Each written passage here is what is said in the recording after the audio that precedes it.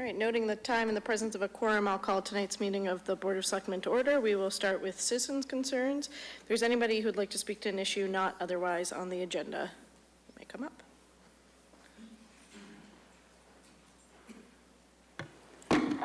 Tara Fredericks, West Acton. And last time we were all gathered here, many of us were gathered here, there was some talk about the open meeting law, and my name was mentioned in an accusatory fashion relative to my involvement in filing, Steve Ballard's filing open meeting law complaints. And I just would like to clarify, first of all, I think it's wonderful that we have local watchdogs that are willing to file complaints, that watch us and make sure that we're following all the rules and all that.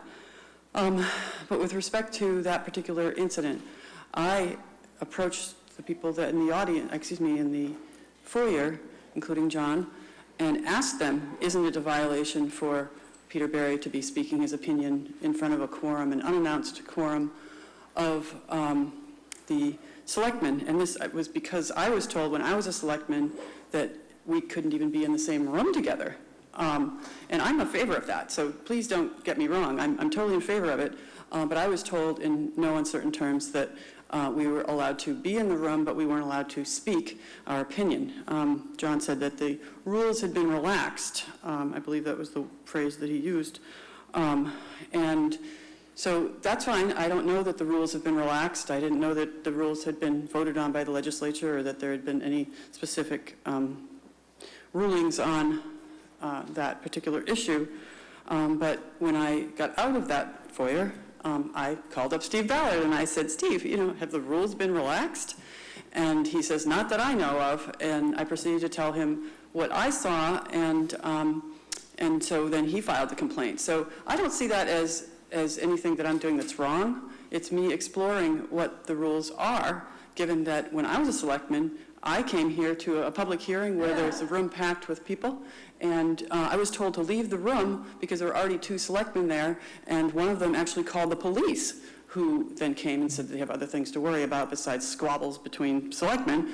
But I guess my point is that I hope that you can refrain from accusing me of being at fault for asking questions about the law. Thank you. Okay, thank you. Any other citizens' concerns? Hi, I'm Franny Osmond. I had written I was hoping it was on the agenda. So John wrote you back and didn't get a response. So that's where it left. It's not an agenda item. So if you're looking for any sort of letter or anything, you can go through John. Yeah, okay, so I sent him some things today. So can I just summarize it to you since it's going to happen before the next? Well, if we're not going to be able to take a vote or do anything on that, then no, it's not. I mean, you can go through John, but it's not, the selectmen aren't going to discuss it tonight, Franny, because it's not. I didn't want it to be discussed. I just want to. Okay, you can do like a 1 minute. Yeah, well, 30 seconds. Okay. There are efficiency and regionalization grants due February 15th for the state. You have to be part of a community compact, and MAGIC, our sub-region of the MAPC, Metropolitan Area Planning Council, has been looking into something called the Taxi Initiative as a way of improving transportation around here by forming partnerships with private companies. And the MAPC has assisted MAGIC in looking into all the new fangled technology and put out a request for information from microtransit companies. Those have come in. There have been presentations last week and tomorrow. Anybody in the audience can ask me if they want to come to the ones tomorrow. And there will be an application put out with the help of Metropolitan Area Planning Council, and Crosstown Connect has agreed to host it to use and pilot some of these new technologies to try to improve transportation in our region. So we will be coming to ask for a support letter, and knowing that there's no Board of Selectmen meeting between now and February 15th, that's why I wanted you all to know that John would be receiving all the information about that. I don't know how it works with support letters. It's always so unclear to me. Depends, right? Okay. But thank you. You can send it to John. Okay. Any other citizens' concerns? Okay, seeing none. The chairman's update. Couple upcoming events this Saturday, February 9th, from 7:30 to 10 p.m. There will be a concert of Studio 2, the Beatles tribute band, at the Recreation Center. It's a special sort of dinner show, so if you're interested, hopefully there are still tickets available, but it is a limited number of tickets. As a note, the library will be closed this Friday, February 8th, from 9 a.m. to 1 p.m. for a staff training event, but it will be open regular hours after that. The Acton Boxborough United Way is again offering their Powerful Tools for Caregivers workshop series coming up starting in April. It will be on Saturdays for 6 weeks between April 27th and June 1st, and they'll be held in the Boxborough Library, so you can go on their website to find more information about that if you or somebody you know is a caregiver. The Volunteer Coordinating Committee sent a reminder that they still are recruiting for many openings on a number of committees in town. If you're interested in serving, volunteering on any boards or committees, please attend any committees you're interested in and get more information from any of us or the committee members or the Volunteer Coordinating Committee. As a note for the board, just stay tuned that there'll be more information coming out hopefully next week about the timeline and process for the town manager's annual review, which we will do before town meeting so that we are all still on the board to do that. So stay tuned for that. There will be some deadlines. And the next meeting of the Board of Selectmen due to the holiday, the next regular meeting will be on February 25th, and we will have a number of presentations again, related to town meeting articles. We will discuss the Cable Advisory Committee's updated charter and a discussion of the volunteer recognition event, as well as other issues. And that is it for me, Mr. Manager. Thank you. Thanks to the Board of Selectmen and the Sidewalk Committee for putting together the Sidewalk Forum. It was held last week despite a last-minute snow squall. We still had a pretty good turnout, great conversations, and hope to have some positive work come out of that. The hope that you all subscribe to town notices and get an email in your inbox when we put something on our website. If you don't, you're going to miss our next edition of the Municipal Monthly, which we're putting the finishing touches on right now. It'll go out tomorrow, so please sign up to receive these and get all these timely updates about things that are going on so that you have everything that's going on. And one of the things that you'll see on there is a design public hearing is scheduled for March 5th in this room for the Kelly's Corner infrastructure project. It's the state, it's the Mass DOT's design public hearing that they run, but it's about our project. So we'd encourage you to come. It'll also be broadcast if you're not able to make it. So thanks. All right, thank you, Mr. Manager. We have a little bit of time before our first hearing, so I'm actually going to take up an item number 15 under Selectmen's business, the letter of non-opposition from Nature's Remedy. So, Mr. Manager, do you want to introduce that? Yes, thank you. So this is just an update to the board. Last year, or about about 12 or 14 months ago, the board issued a letter of non-opposition for Nature's Remedy, and they're here tonight just to give us an update on where we are. Can you just press the button with the face on it to turn that on? Great. Great. Thank you, John. Thank you, Madam Chair and fellow board members. My name is Bob Carr with Nature's Remedy of Massachusetts. I just wanted to fill you in on where we're at with our medical marijuana dispensary at 436 Great Road, which you folks gave us a letter of non-opposition, as John said, some, I don't know, at least almost somewhere between a year to a year and a half ago. Because of what we do, our process is vertically integrated. So we just got our building permit now. We're just getting started. But with medical, you need to be vertically integrated. You need to be able to supply yourself with products. So we've got our facility ready and operational down in Lakeville, Massachusetts, or Lakeville. Because that's now getting ready, we're set to go here on Great Road to start our build out. So the one item that's still outstanding, if at some point John could be allowed to go ahead and sign our community host agreement, which we worked out with town council, again about a year ago. That would be helpful as we continue to go through our approval process. But yeah, it's, any questions? I was just here, just to bring you an update. It's been a long time, but just wanted to circle around and update you where we were at. Okay, any questions from members of the board? Peter? I think actually it was in July of 17 when the new statute passed, which was just before we signed that letter. That does require that you have a host community agreement in order to get your license from the Cannabis Control Commission. I don't think we signed a host community agreement with Mass Wellspring, but can you explain what benefits you're offering to the town as part of this host community agreement?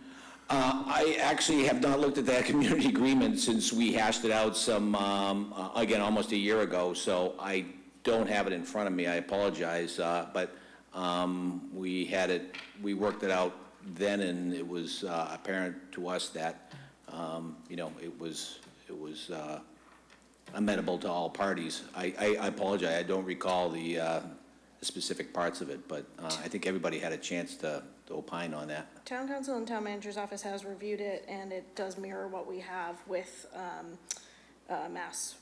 No, does not. Thought it somewhat mirrored what we had with Mass. So I think... I don't think we had one, did we, with Wellspring? Hold on. No, so I think this is not meant to be anything other than an update to let you know that Nature's Remedy is in the process of moving their business forward, and there are other things that we're continuing to work on, such as the host community agreement and whether or not it applies to the situation. So. Right.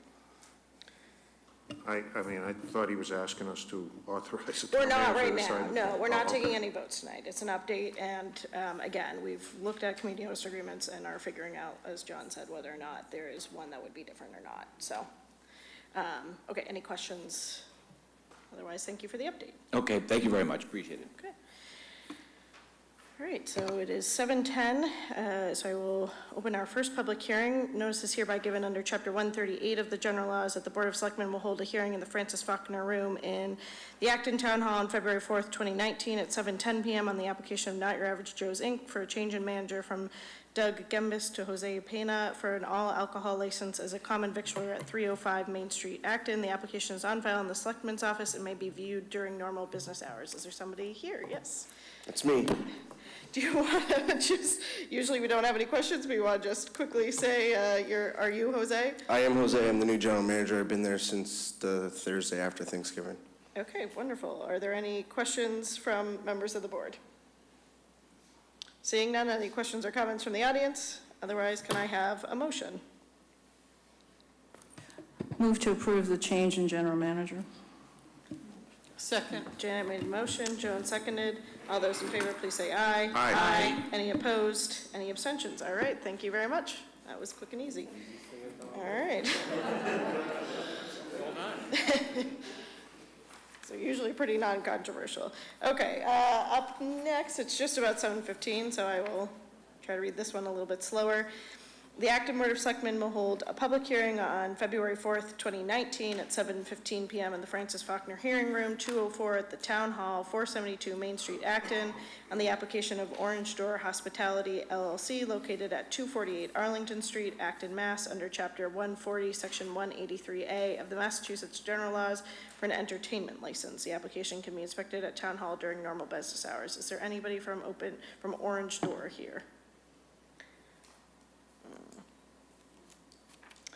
Okay, I will do the consent agenda, and then we will see if somebody is here, because it wasn't quite 7:15 when I read that, or it was close to it. So I will read through the consent agenda. Please say hold if you have any items that you would like to hold. Item 17, accept gift recreation department board to accept a gift of $200 from the Acton Medical Associates to support the 2019 summer concert series and events. Number 18, accept gift recreation department board to accept a gift of $2,500 from the Cambridge Savings Bank to support the 2019 summer concert series and special events. Number 19, accept gift recreation department board to accept a gift of $6,000 from Donlands Supermarket to support the July 4th fireworks event. Number 20, accept gift recreation department board to accept a gift of $2,500 from TD Bank to support the 2019 summer concert series and special events. Number 21, accept gift recreation department. Board to accept a gift of $387.80 from Michael Bolescu and Sarah Staley for funding a new recreation facility and playground at Jones Field. Number 22, accept gift council on aging. Board to accept gifts totaling $425 for building furnishings at the senior center. Number 23, easement acceptance for 37 Mohegan Road. Number 24, one-day alcoholic beverage license, Neshoba Valley Neighbors Club, April 6, 2019. Number 25, one-day alcoholic beverage license, Top of the Hill Gang, July 14th, 2019, Narra Park. I'm going to hold that one. Number 26, one-day alcoholic beverage license, Theater 3, March 9th, rain date March 10th, 2019. Number 27, request for use of public roads, National Brain Tumor Society, May 19th, 2019. Number 28, waiver of fee request, Recreation Department. Number 29, right-of-way street cut permit. And number 30, meeting minutes from January 28th, 2019. I held number 25 because I didn't see the approval from the chief of police, so I'd just like to, so I will move that we approve this upon approval of the chief of police. Second. Okay, I've made a motion, Joan seconds. All those in favor, please say aye. Aye. Any opposed? Any abstentions? Do I have a motion on the rest? Move to approve 1 through 24 and So, 26 through 30. So it's 17 through 24 and 26 through 30. Okay, so Joan's made a motion. Second. Janet seconds. All those in favor, please say aye. Aye. Aye. Any opposed? Any abstentions? Okay. Now, is there anybody here from Orange Door Hospitality? And you spoke before? I did. Something? Okay. I'll reschedule it. Yeah, so do we have to vote to extend it then? I mean, do we have to vote to have it at another time, or could we just pass over it?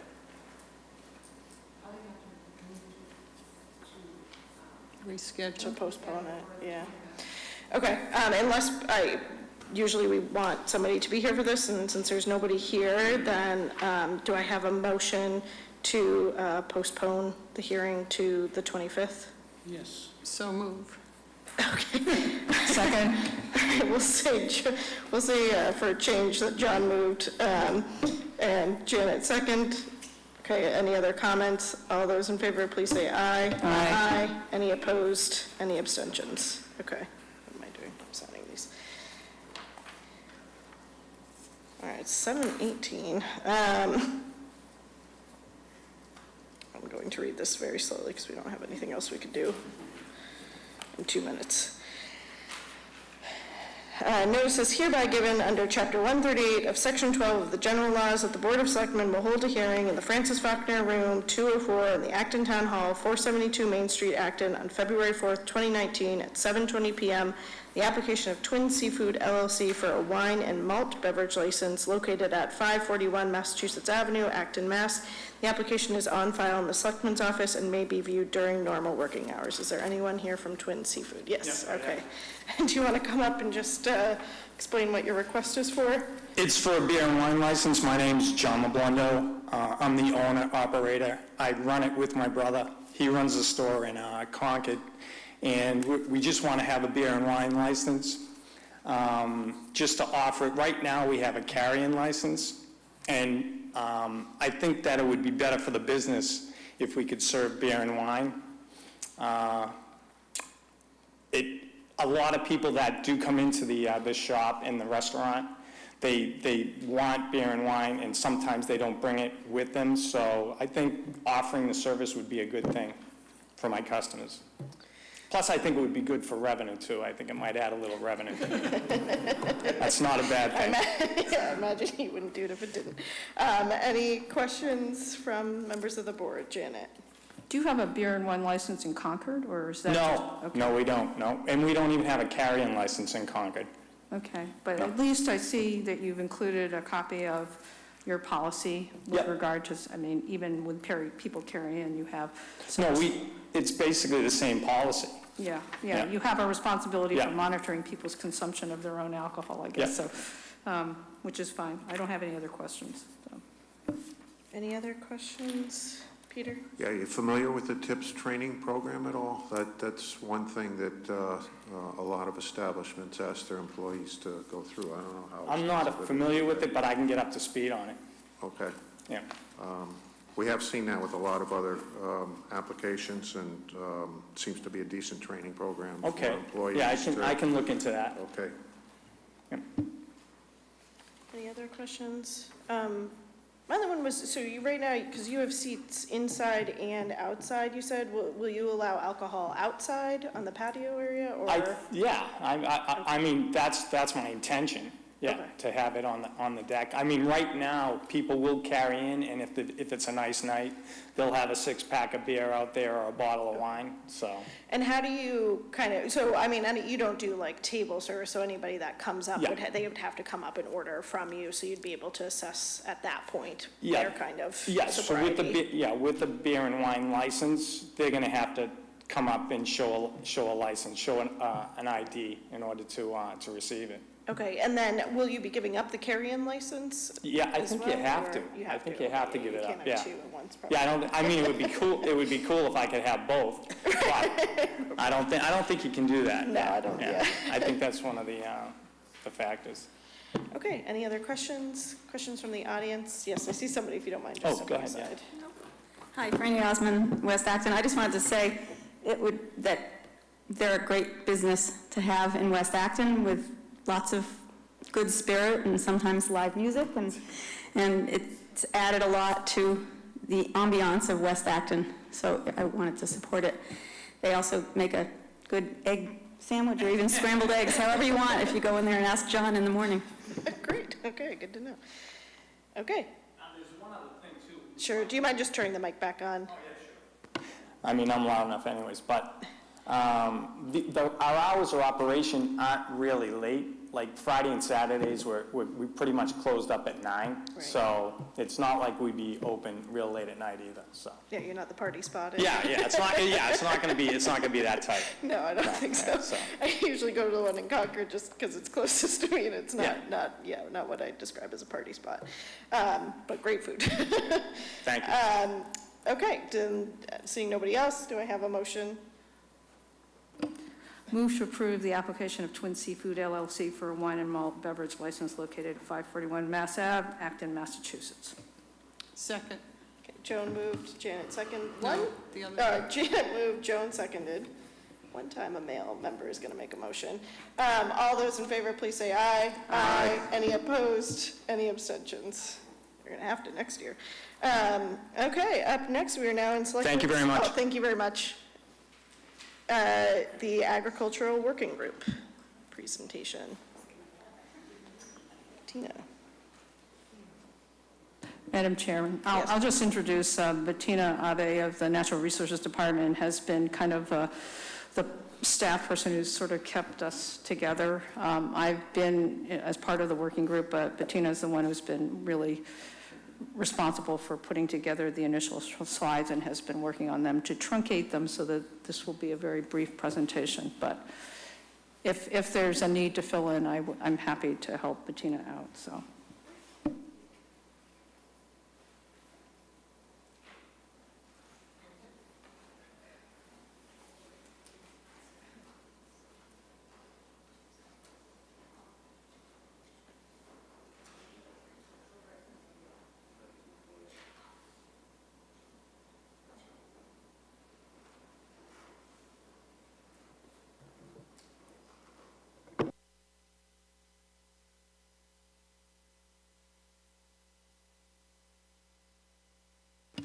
Thank you so much for this opportunity. I'll try to go through the slides as quickly as possible.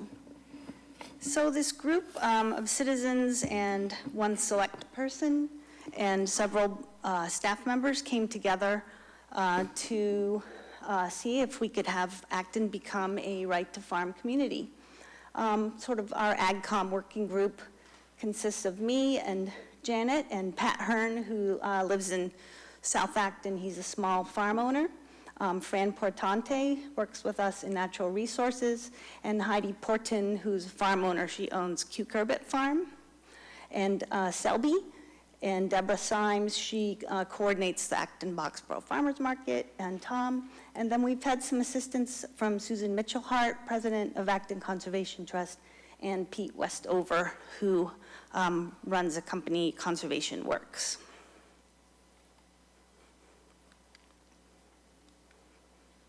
Uh-oh. There. So far, what the working group has done is sent letters to all the farmers and owners of land in Acton who are enrolled in Chapter 61. We visited the meetings of 9 different AgComs in surrounding towns, and we drafted 2 bylaws for town meeting, and we've held 2 public forums that were very well attended. So what are our objectives? They are plain and simple. Number 1, become a right-to-farm community, and number 2, create an Acton Agricultural Commission. What does right-to-farm mean? Well, basically, all 50 states have enacted right-to-farm laws, basically no farms, no food, to protect farming, and Massachusetts has several. There's a list of them up there, and they all have various topics from definition of what is farming, what's a farmer, to the people shall have the right to clean air and natural resources and be able to farm the land, to not allowing zoning or special permitting to interfere with the farmer being able to farm, and that sort of thing. So to become a right-to-farm community, we will vote to simply restate and republish these rights under Article 89, which is the Home Rule Amendment. And then to establish an agricultural commission, that is a town meeting warrant article, and basically states to adopt MGL Chapter 40, Section 8L, which spells out the law of what an AgCom does, and is not very long, but it spells it all out. So why should we become right to farm, and why should we create an AgCom? Well, basically we want to support and preserve existing farms and prime agricultural soil. It's mapped throughout the state. Once you've gotten rid of or put a building on a piece of land, you can't get that prime soil back. It's very hard. Support new farming enterprises. And our local horse farms, Acton has a bunch, about 17 or 19 of them, and equine sports. Sustainable forest management as well. Our scenic views and the character of the town, and also enable us to participate in the state agricultural preservation program, preservation restriction program. So right to farm affirms, just affirms the existing rights of the citizens. And an AgCom does not supersede any other town boards, and it doesn't have enforcement power. It's, the right to farm is just basically a community statement, and Ag Commission's main duties are to mediate, advocate, and educate, but they can also buy, hold, and manage land. And just a little note, this has nothing to do with marijuana whatsoever. The right to farm bylaw and the Agricultural Commission would not preempt other applicable Massachusetts regulations or local regulations. The sale of recreational marijuana is banned in Acton. Commercially farming recreational marijuana is banned. Some private growing and consumption is legal in the state, and you can go on the Cannabis Control Commission for more information. And there wouldn't be any change to our wonderful farmers market or community garden programs.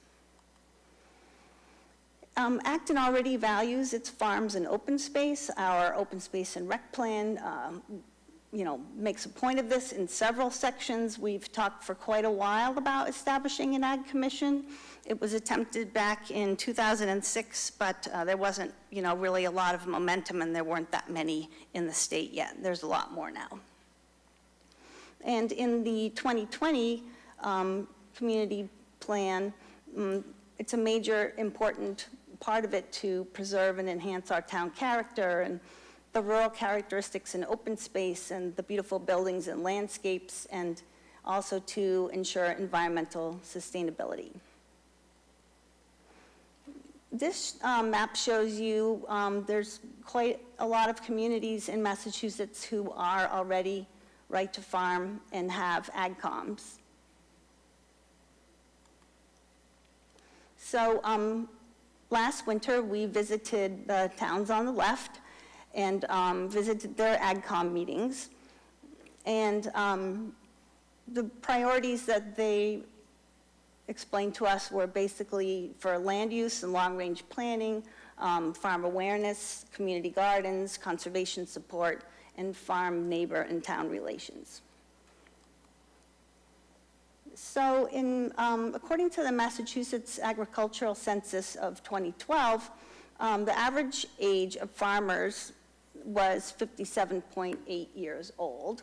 So in about 20 years, the new farmers are going to start to be a lot younger. And between 2007 and 2012, the number of farms actually increased, and 95% of them are small farms. 80% are family-owned, and Massachusetts is 6th in the nation for CSAs. And Acton has a wonderful, Concord has a really great CSA program on public conservation land over there. That would be a neat model if we were able to implement here in Acton. And they have very young farmers indeed. Compared to Mr. Alan Nelson, however, at Cucurbit Farm, I think they're a 5th generation farm, and Max is, I think, 18 or 19, but that's his grandfather. So everyone's probably aware that demand is increasing for locally grown food, healthier lifestyle, locally sourced wood and fiber products, a greater variety of crops, more grass-fed animals, ecologically integrated operations, and lots of farm-to-table restaurants. Our local efforts really are part of a larger regional goals and visions. There's the local planning agencies are emphasizing the need to preserve farms and try to bring more farms up online. Massachusetts Chapter 61 has been around for a long time. That's a tax program enabling you to keep your land in ag or forestry. DCR's Forest Stewardship Program, other forestry foundations and land trusts, and all the towns' conservation departments. And Massachusetts has a local food action plan, and the Wildlands and Woodlands, Farmlands and Communities document written by Harvard is quite fascinating with a lot of really great goals. So our efforts are not singular. They're part of a large vision. And farming is educational and participatory. An AgCom would be a voice for our farmers, allow them to collaborate, maybe even provide a lot of jobs. Young people like farming, and kids like, it's important for kids to know where your food is coming from, and if it's fresh and local, it's healthier. And not to mention, not to ignore our equestrian farms in Acton, because this is a kind of sport that's been around for a long time. It really ties us to our heritage and our past. And horseback riding is really a great activity. It gets kids outside and learning a physical skill. And Rita runs a great program over at Hybid, and she has a lot of variety of programs. Local farms are beneficial. It's sustainable use of the land instead of a building. There's agribusiness and ecotourism, and it's a way to preserve natural resources. So we hope everyone votes yes at town meeting for it. All right, thank you, Bettina. Are there any questions from members of the board? Peter, you got one? You good though? Yeah, Joe? thank you for your very good and thoughtful work here. We'll support it. Okay. We will take our formal votes on warrant articles on March 4th, but that's good to know. Joan, questions or? Okay. Peter? Yeah, I'm a little confused.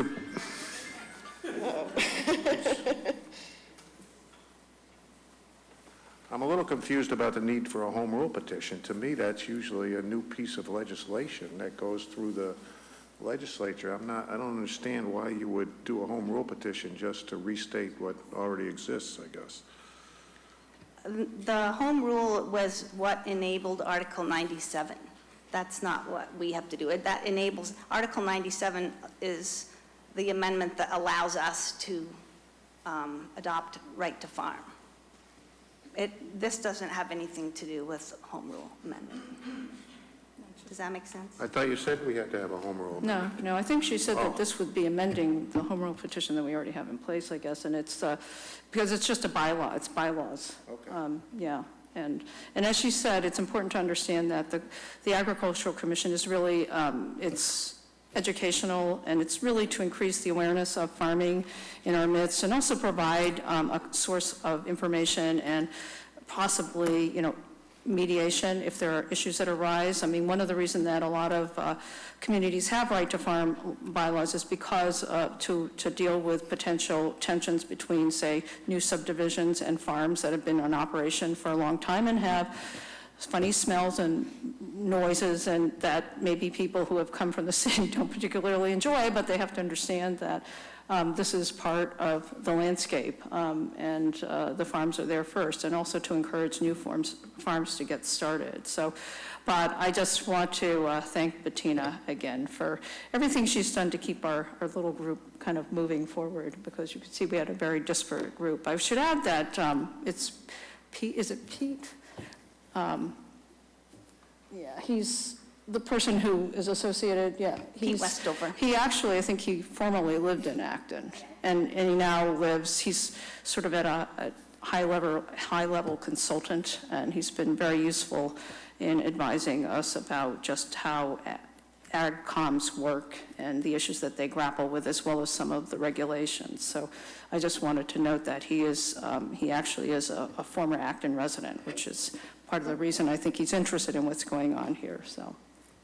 Okay, I just have another quick question. Is the size of the commission set up under the statute, or do you have a particular charge? Are the duties and all under the statute, or is there? It is all set up under the statute, and the Board of Selectmen would solicit people who want to serve, and then they can put together, it's all in Chapter 40, explained, 140. Okay, thank you. I'm all in favor. Yeah, it's, I think that they have a range of members, but one of the requirements is, I think that we would have locally, is that the members be either farmers or be people who have substantial knowledge of farming, because you really want it to be a group that's going to be very helpful to other people, whether they be farmers or people who want to get started in farming. So it's, people obviously can go to the meetings and learn about farming even if they're not knowledgeable, but it's not really a good group where if you just want to learn about farming and you don't really know anything, you just go and sit in the meetings and learn. But we want people who are knowledgeable actually on the commission, so. Thank you. So I just want to clarify, this was very helpful, and just to reiterate that you said this doesn't supersede any existing bylaws or issues around health or other things like that. And I think just trying to confirm, to dispel any notions that this wouldn't allow, me to have pigs in my backyard where I wouldn't be allowed to have those now, correct? So it's not just so people don't have concerns that you now have sort of the right to farm anywhere despite other zoning in town or health. Exactly health correct. It regulations. doesn't change zoning, it doesn't change Board of Health, it doesn't supersede any of those other commissions. And, Okay, perfect. No, that's very helpful, just to hear to have confirmed, and otherwise, I think it's great work that you're doing, and looking forward to bringing it. And like I said, we'll take a vote on March 4th, officially on our position, so we won't do that tonight. Are there questions from the audience? I'm Ann Chang. I had several questions. How do you start a new farm? you start a new farm? 61A requires you to have at least 5 acres in order to get the benefits of the tax reduction in your property tax. So if I were to have 5 acres, couldn't I have my pigs?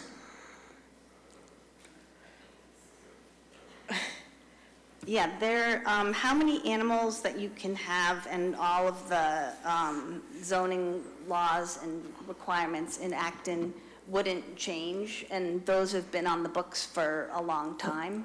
Oh, I didn't know there was an Acton zoning law on pigs. It's farm animals in terms of how many cows, pigs, horses, sheep that you can have on your land. But if it's a commercial enterprise, then, yeah, I don't have it memorized, but it is all spelled out in Acton zoning. I think the already. point is that it would not change in adopting either of these bylaws. So that would not change from what it is today. I just don't know whether I can have pigs or not. So I don't think that's the question to be answered tonight or under this item. But another part of your draft that I read said that you could buy land. Where are you going to get the money? Well, when you negotiate to buy open space in Acton, it's a delicate process. You find out, you're aware of who your farmers are. Our open space committee works, we have all the lands in Acton and open space prioritized.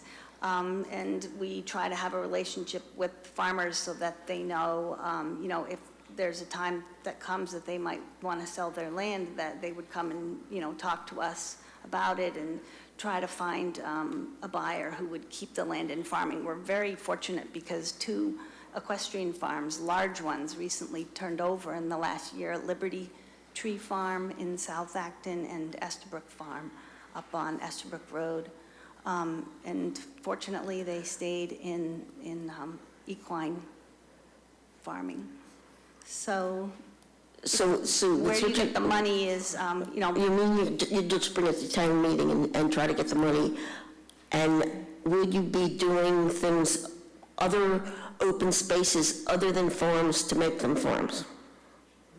You mean existing? And I think you're getting too much in the weeds. I mean, we're just trying to form the Ag Commission. We haven't even got the bylaw passed. And as Bettina said, the Board of Selectmen will have the authority to appoint the members. And to some extent, obviously, you can decide what you want the AgCom to do in particular, other than, do outreach to farmers and serve as an intermediary. So, but obviously they have the authority. This is under state law. They have the authority to acquire land. Okay. How they acquire it, with what they use, is really up to each AgCom to figure out based on the local culture and the local financing. I mean, they obviously may have to get town meeting support for it.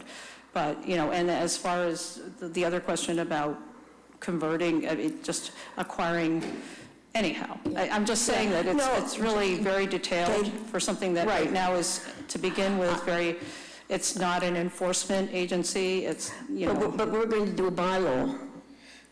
Right, that doesn't supersede any existing bylaws and doesn't replace the open space committee. It doesn't also give them a certain amount of money or any abilities to purchase land without going through the normal process that any board or committee would have. It's just in the beginning of the bylaw, or maybe it was the Ag Commission, it said that regardless of the fact that you've moved into a neighborhood where there's a farm and you don't like the smells, you can't complain about it. Which brings me back to the Axe brothers and their business in the recognized commercial area, and the people next door complained about it, and we lost a business that way. So I'm not really comfortable, particularly with the way the bylaw. So again, I don't think the bylaw says that, guaranteed in those words, but also it doesn't supersede existing bylaws or change them so that now if somebody moved in next to a farm, there's no difference in what the process would be, except that there would be an agricultural commission that they could go to learn about and speak about those issues. But it's not really a change in that respect. Bettina, you want to add something? If there's a public health issue, or if there's like a noise or a nuisance issue, a true nuisance issue, mere smells and noise is not necessarily a nuisance under the state law, that long list of laws. But obviously, if the health department or some other entity determined that there was a problem that required intervention to prevent, well, whether it's the Axe brothers and the fumes or a farm whose pigs were, generating, they were huge numbers of pigs and they had the little drainage pit that smelled to high heaven, then, the local authorities would still be able to intervene and regulate that. It's not as if being a farming enterprise or an agricultural enterprise is going to make you immune from any kind of regulatory standard at all. It's just that So this also will include pesticides? Excuse me? Pesticides, because you said it was, again, it's, well, what you're saying, it doesn't supersede any Right. other, do we have a bylaw that says you can't use pesticides? Or, Bettina, do you? We do not have a town-wide blanket policy banning the use of pesticides and herbicides because they're, they are legal. It's legal to use them. Maybe at some point further down the line, if citizens wanted to enact that, but to make that kind of decision requires a lot of research and education and understanding everything about farming and especially toxicology and what are the different chemicals that are used. These are legal chemicals and they're all regulated under the state already. Everything that you've mentioned is already regulated under the state laws. The Board of Health tells you how many animals you can have, exactly what kind of condition your barn has to be in, what you do with manure. All of those things are already regulated either under the Board of Health, who have quite a lot of authority and power. The AgCom wouldn't have any jurisdiction over that. An AgCom would really just be to educate people about farming, provide a face for farming in the community and maybe have educational events. They don't have jurisdiction. They wouldn't be making any regulatory decisions, binding laws or anything like that. And just on your other question, there is the agricultural preservation program that the state has. And if you have an AgCom and you're a right to farm community, you get a discount for funding from the state if you have a piece of property enrolled in that program. And they qualify, that you would be able to get funding to acquire a farm. So that is one advantage to being right to farm and having an AgCom. Okay. Any other questions? Yep. Good evening, Danny Factor, 11 Davis Road. As you know, I'm a local attorney, and I just wanted to give my understanding of this whole issue about legal significance. First, let me say that I wholly support the establishment of an agricultural commission in Acton. I think it's wonderful that we're focusing more on farms and greening our space in general, and the idea of having an advisory board of experts that would advise the rest of the town is wonderful. I do think that the audience should be aware of the distinction between the establishment of the Agricultural Commission and the right to farm, because they're two pretty separate things. I do have concerns about right to farm, and I would agree with what the board has said so far, that while on the one hand, right to farm does not supersede any existing bylaws or legislation, because right to farm does, after all, establish a right, and here we're not just talking about noise or smell, but the statute also mentions dust, for example, where right to farm could be relevant and has been relevant is that if there's, for example, a lawsuit and it goes to the court, one of the things that a court is allowed to take into account that a community is a right to farm community. So if there was a close call, for example, on a case that involved someone claiming there was a nuisance because of dust caused by an agricultural establishment, that right is relevant, and while it doesn't supersede any law, it could make the difference in individual cases. And it's for that reason that I do have concerns about Acton becoming a right to farm commission, while I do wholly establish a right to farm town, municipality, while I do wholly support the establishment of an agricultural commission. Thank you. Okay, thank you, Danny.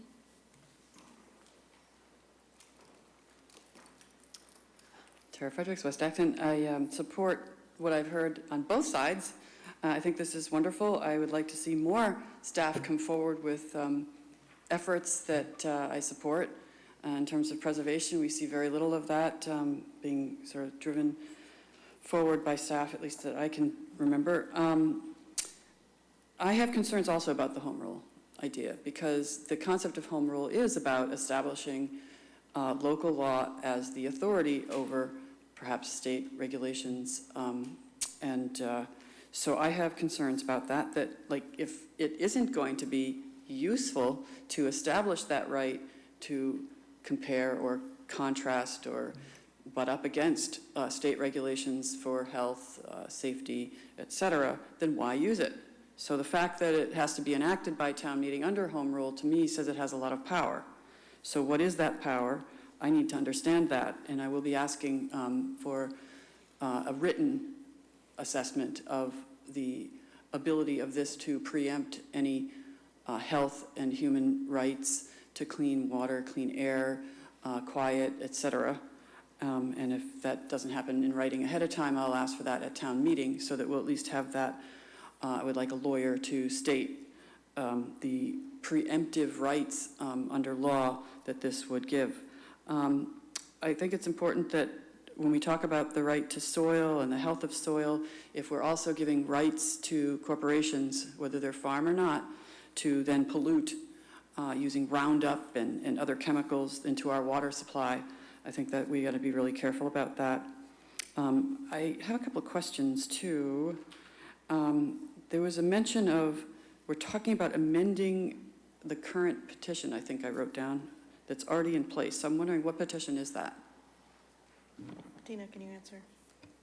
There is no amending any particular petition, and the right to farm bylaw is merely a declaration of existing laws that are on the book already. There's no new law. It's giving Acton a bylaw that is making a statement that says Acton is a right to farm community. It's all just state laws that are already on the books. Thank you. I want people to understand that there are two votes coming up. One is to establish the AgCom, the commission itself, and the other one is the right to farm. So there's two separate warrant articles. And I am so in favor of the idea of establishing an AgCom. One thing I like about it is that it's not advisory to the Board of Selectmen. As much as I respect all you guys, I love the idea that the Commission on Disabilities, for example, was formed under the bylaw that answers to town meeting. And so it leaves them free to advocate for their mission, as opposed to advocating for what political people might want them to advocate for. So I love the idea of having a separate Ag Commission. But I do maintain concerns about the right to farm. All around the country, people are warning against the establishment of right to farm bylaws because they're being used for factory farming. I don't expect that we're going to have like large factory farms here, but when people are coming up against these because their health and human rights to peace and happiness, and then there's something going on like the dust or the noise, to have this on the books that the corporations are people, because that's where it comes from, the corporations are people movement, that the corporations have rights that are greater than the individuals. Thank you. The individuals as persons. Anybody else? Thank you. Natural persons. Okay, seeing nobody else. Like I said, we will take it up again on March 4th, and thank you very much to Bettina for presenting tonight. Thank you very much. Okay, up next we have a discussion on the use of the recommendations from the 348-356 Main Street Master Plan Committee. So Sylvie and I are going to do a presentation, so I think I will join you over there just so it's...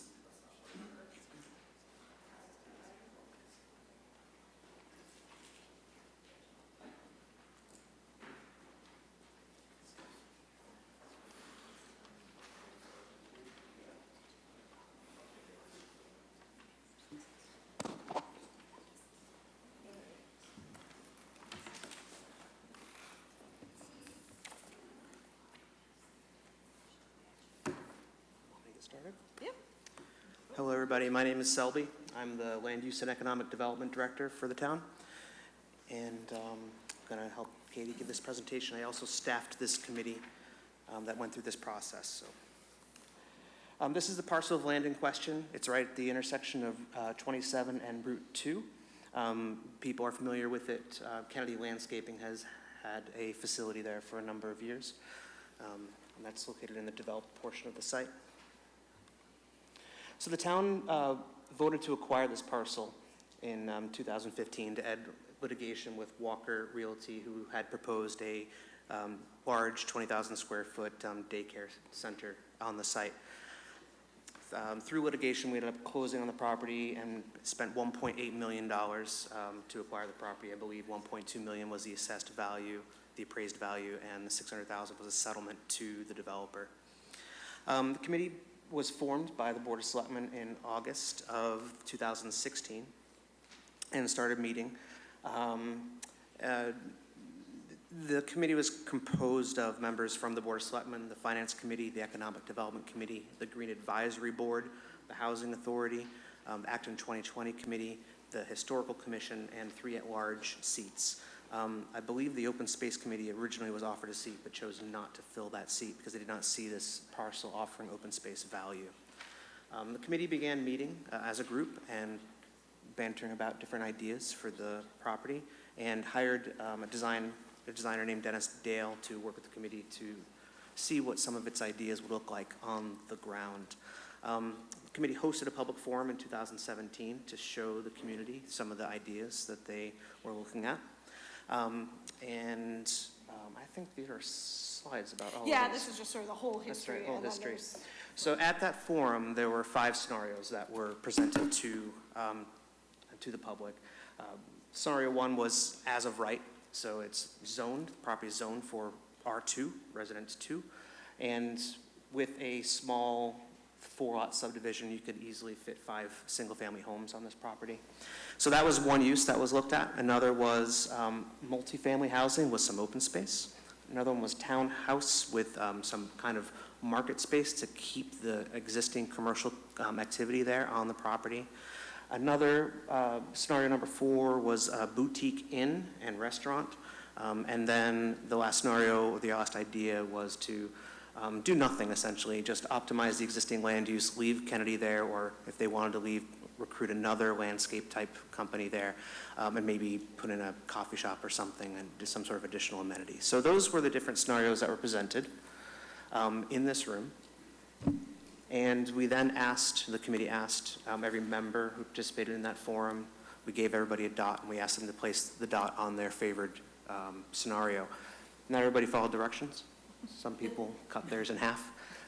Some people put them in the middle, as you can see. So given that, this is how we figured out they ranked 0 votes for the single-family home scenario. The multifamily housing got 10.5 votes. There's 1 vote for the townhouse. The most votes was the boutique inn and restaurant concept, and leaving the property as it is and making it look a little nicer actually came in second with 13.5 votes. So after that meeting, the committee kept meeting. You didn't hear from us for a while, but we kept on meeting and we kept on doing work in the background. What we did do was due diligence. So the Housing Authority spent some money and they did due diligence on various concepts for the property for 100% affordable housing project. They looked at 10, 20, and 31 units. 10 was absolutely unfeasible.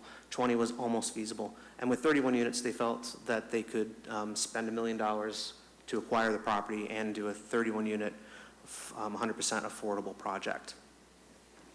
And then I started working on a restaurant feasibility studies, doing it on my own for a little while, and then I identified a technical assistance grant from Mass Development, reached out to them with the support of the committee, applied and received that grant. We worked with Pinnacle Advisory Group. They're based in Boston, and all they do is hotel feasibility studies. That is what they do. They didn't get very far into this site when they said it's not feasible for the type of inn that this community would embrace, 30 to 50 rooms max. It's a great site for 120 rooms potentially, but not for the scale we wanted. And also even at a larger hotel, we don't quite have the demand generators. We don't have large office parks that are drawing a lot of business travelers to Acton. So we regrouped and I met with Mass Development and they recommended we take a next step and do a request for interest. So a request for interest is essentially just seeing what people, developers or whomever might think might go well on the land. Great. So So, thank you. As Selby said, so we put out that request for interest in October, early October of 2018. Again, as Selby said, we wanted to get responses that folks were telling us were feasible, because we didn't want to go down the route of having something that the community really liked again and then finding out that it wasn't actually feasible to do there for whatever financial or other reasons. The responses were due back in November of 2018, and we received 4 responses. One from the Acton Housing Authority, one from Now Communities, one from Stanley Enterprises, and one from the Acton Dog Park Committee. This is just sort of a brief summary of some of the components of each response. So the Acton Housing Authority proposed, as Selby mentioned earlier, purchasing the property for $1 million. They would build a 31-unit, 100% affordable building for seniors and people with disabilities. It's estimated that their taxes would be around $3,600 a year that they would generate for the town. It is compatible with the dog park or with other uses on the open space portion of the site. Now, Communities propose, their proposal for purchasing the property ranged from 1.1 to 1.8 million. They were proposing 16 units of housing, and the purchase price would depend on the number of affordable units. So if they didn't have any affordable units, they would purchase it at 1.8 million. And I think they could do up to 4, but that would then go down to closer to $1 million in their proposed purchase price. Again, because there are a number of factors there, their estimated property taxes for that would be around $200,000 a year. And there were options for uses of open space, although it's a smaller portion of open space that would be available on that option than in the Housing Authority's option. Stanley Enterprises proposed purchasing the property for $500,000 and putting 22 single-family homes. None of them would be deed restricted affordable, but they would sell them at what they called affordable prices of between $375,000 to $450,000 a year. Although in these, the designs that they showed, the upstairs, they were mostly Cape-style houses, and the upstairs were unfinished. Sometimes that was all of the bedrooms. So that wasn't very clear how that would work. And then the final proposal was from the Acton Dog Park Committee, which proposed a 2 to 3 acre dog park. It would be compatible with other uses on the parcel, for example, the Kennedys or the Housing Authority or something that used the area where the Kennedy parcel was. They were not proposing to purchase a site from the town, but in not purchasing it and the town donating the land, they would become eligible for a grant to cover the design and construction costs of the dog park. So the committee then met on November 26th to review these applications and ranked them on 6 criteria. Our criteria, which we had put out in the RFI, were whether the proposals represent a thoughtful reuse of the parcel, whether they were feasible, how they addressed the environmental concerns of the community, if they were sustainable, both environmentally, socially, economically, what the impact on the neighborhood would be, and how it served as a gateway to the historic Acton district, as the committee viewed this property as that sort of gateway. The Acton Housing Authority and Now received in these rankings, we sort of gave 1 point if we thought they met the evaluation criteria. And the Acton Housing Authority and Now received 4 points, and Stanley and the Acton Dog Park Committee received 1 point each.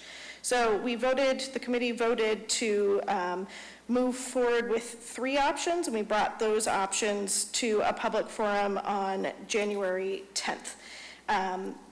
And we heard there were about 75 people present for that public forum, the majority of whom spoke in favor of the Housing Authority proposal, and we did sort of this time a vote by show of hands rather than the stickers. And at the end, there were about 90% of the votes were for the Acton Housing Authority proposal, 3 were for the Now Communities, and 4 were for leaving the, sort of optimizing the existing use.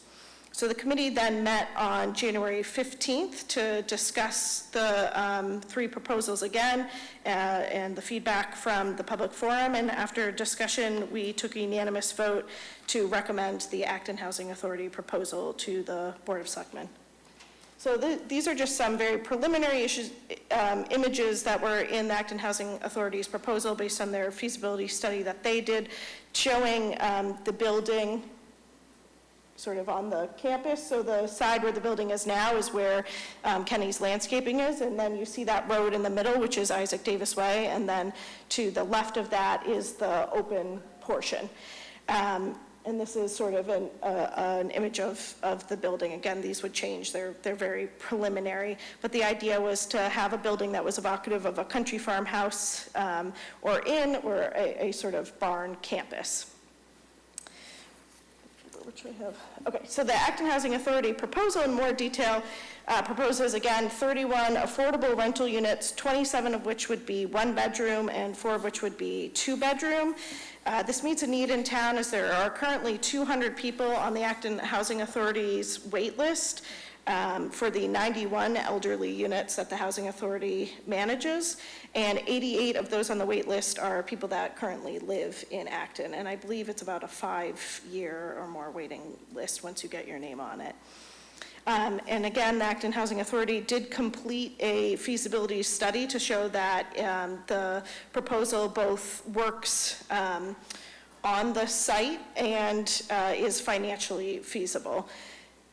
It would be a 3-story building, although it would be designed to, with the dormers, to appear that it was only about 2.5 stories, so it didn't look out of place in its setting. And there would be elevator access, which the other housing authority buildings right now don't have. So it's well suited for seniors and those with disabilities, and a much needed option in town. And the building would include spaces for passive recreation with the landscaping and planting beds around. I'm going to go back to that image. And it would be broken into the proposal right now is that the building itself would be broken into 2 separate residential sections that would be connected by a more modern structure, including a lobby, community room, and other shared facilities.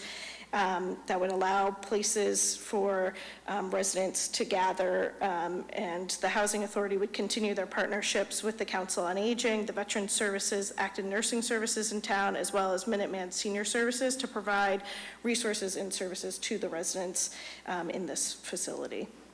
Their proposal is to design the building to LEED certification standard again, which they have done. Their buildings at Whittlesley Village are LEED Gold certified.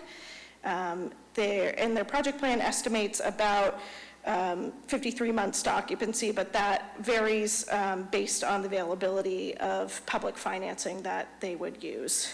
So speaking of financing.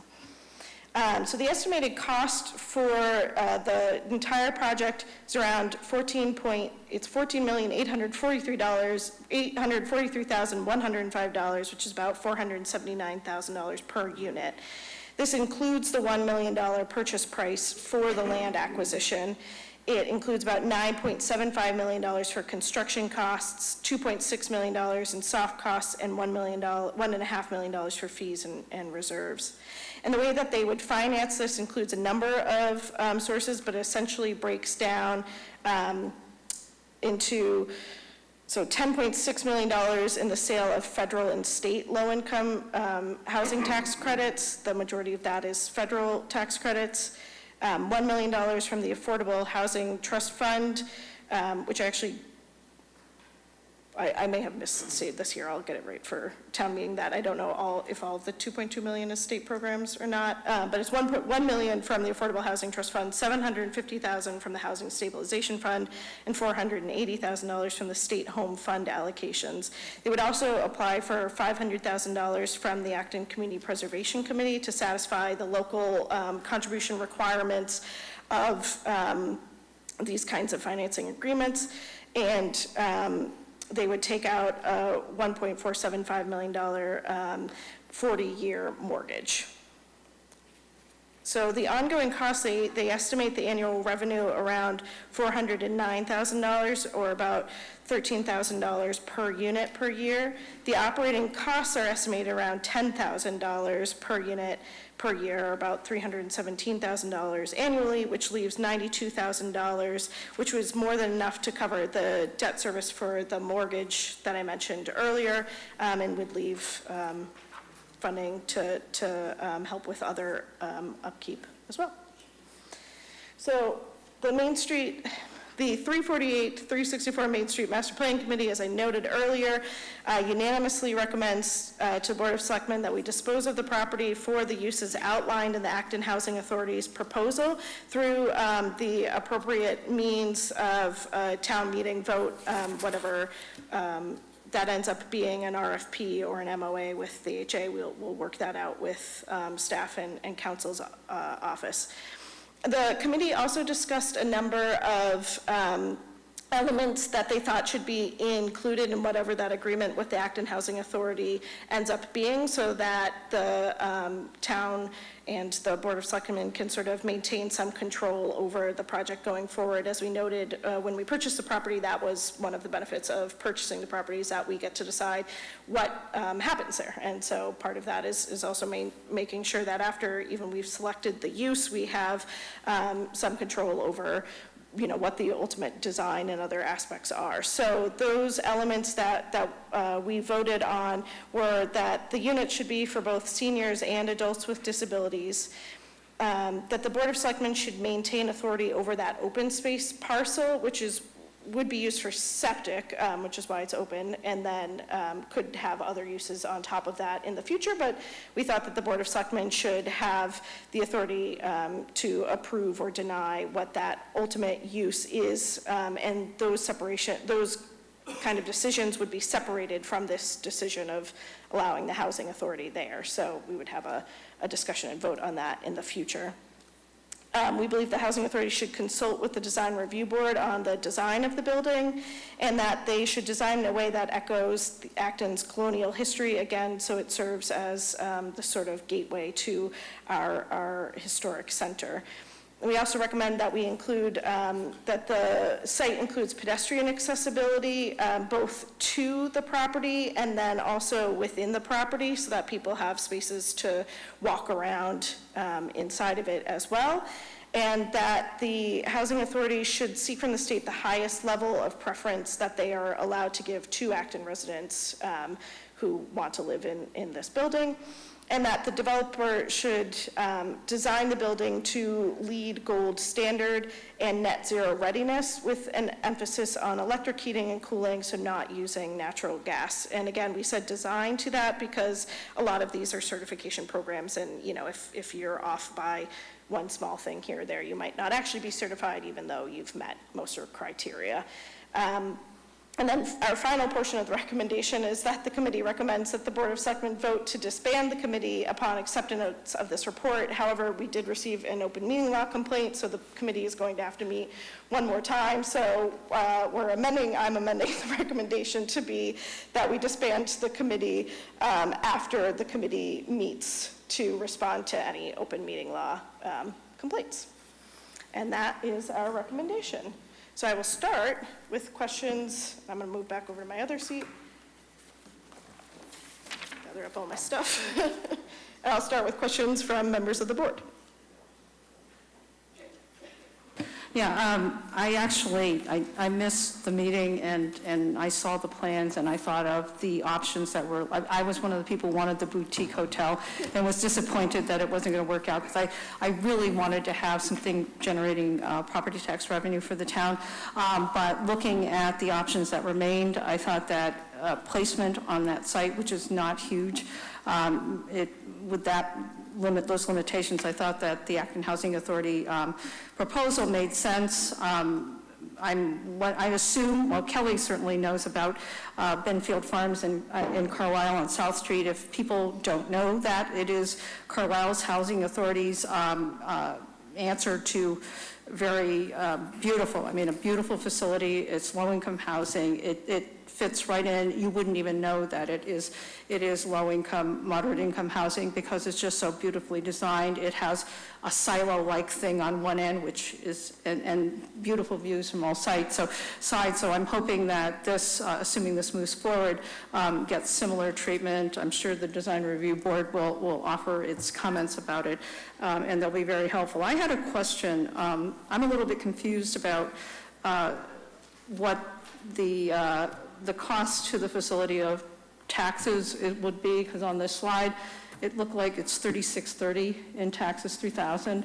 And then in this statement, the submission from the Acton Housing Authority, it's talking about operating expenses include $1,000 per unit per year in property taxes, which is reasonable for rent-restricted housing. And so with 31 units, $1,000 apiece. I didn't know if there was some... Selby, I know we based it on what we've done in the past. So the existing payment in lieu of taxes that the town has with the Housing Authority is $100 per bedroom plus half of the tax rate, whatever the existing tax rate is, per year, per bedroom. So I estimated 31 units on the number of bedrooms at $110 per bedroom. Per year. Because I was thinking, whoa, $1,000 for you, that's not bad. I mean, even if you were to assume that just the $1 million for the property, the land purchase, that was, you know, the taxes generated just for that would be pretty close to what you might do market rate if you're assuming like about $19, $20 and $1,000. So, all right, well, anyhow, well, I think that of the options that were remaining, I think it's best proposal. I do like the fact that you have this open area potentially with some paths and something that could invite community into it. Is the idea to have it lower, or is it going to be up on a hill? I am a little bit concerned about, you know, people living there. I assume you're, in addition to LEED certified, you're going to have really good sound insulation. As I don't. Those would be questions for Kelly, really. But as far as the proposal as submitted to the committee is the building would go on the parcel that the Kennedy Landscaping is on, so that is the high point of the property. It actually could be better because you have a little more privacy if you're a little bit raised as opposed to being right at street level. So anyhow, that's it for me. Thank you. I will say we heard the sort of immediate neighborhood, that Isaac Davis Way neighborhood, did meet and took a vote prior to the January 10th public forum and voted to recommend the Housing Authority proposal, I believe unanimously among their neighborhood, so they are supportive of that use there. They're really the neighborhood that's impacted in terms of visuals, sounds, looks for that. So that was part of what went into the Main Street Committee's deliberations. Peter. As I testified at the public forum, I'm fully in support of this. I do think the town needs to be a little careful about how they pitch this. It sounds, when you're first listening to this, like the town will wind up with another $1 million. The purchase price of $1 million is great. That's another $1 million in the town's coffers. That's not really true because part of the financing would include $500,000 from the Community Preservation Fund. So what the town's coffers wind up to the plus with is $500,000. And the $1 million would go into, I guess, free cash, where we took the money out to pay for it. So that would be available to appropriate in the future to maybe keep future tax rates down. And I understand that the CPC money is part of the state's desire to show some local contribution to these projects. So it makes sense. They are two different pots of money, but I'm just a little concerned that if people get the idea that, oh, great, we're going to have an extra $1 million, and then they find out something different, it could hurt a town meeting. So I appreciate that. Again, to clarify, the parcel was purchased with $1.8 million out of free cash, and through this proposal, $1 million would be returned to free cash. So I do think that that is a direct $1 million back into the fund that this came out of. as you obviously know, but for folks that aren't as familiar, the Community Preservation Act, that money is raised every year as it's a surcharge on your tax bill. So it's not a separate amount of money that would have to be raised. It's an existing pot of funding, one of the purposes of which is for affordable housing. The Housing Authority makes requests to the CPC all the time for various projects and issues. So I think they really are two separate funding sources, and I really do think that in terms of what the impact on the taxes and the town's free cash levels, this is a $1 million increase to our free cash.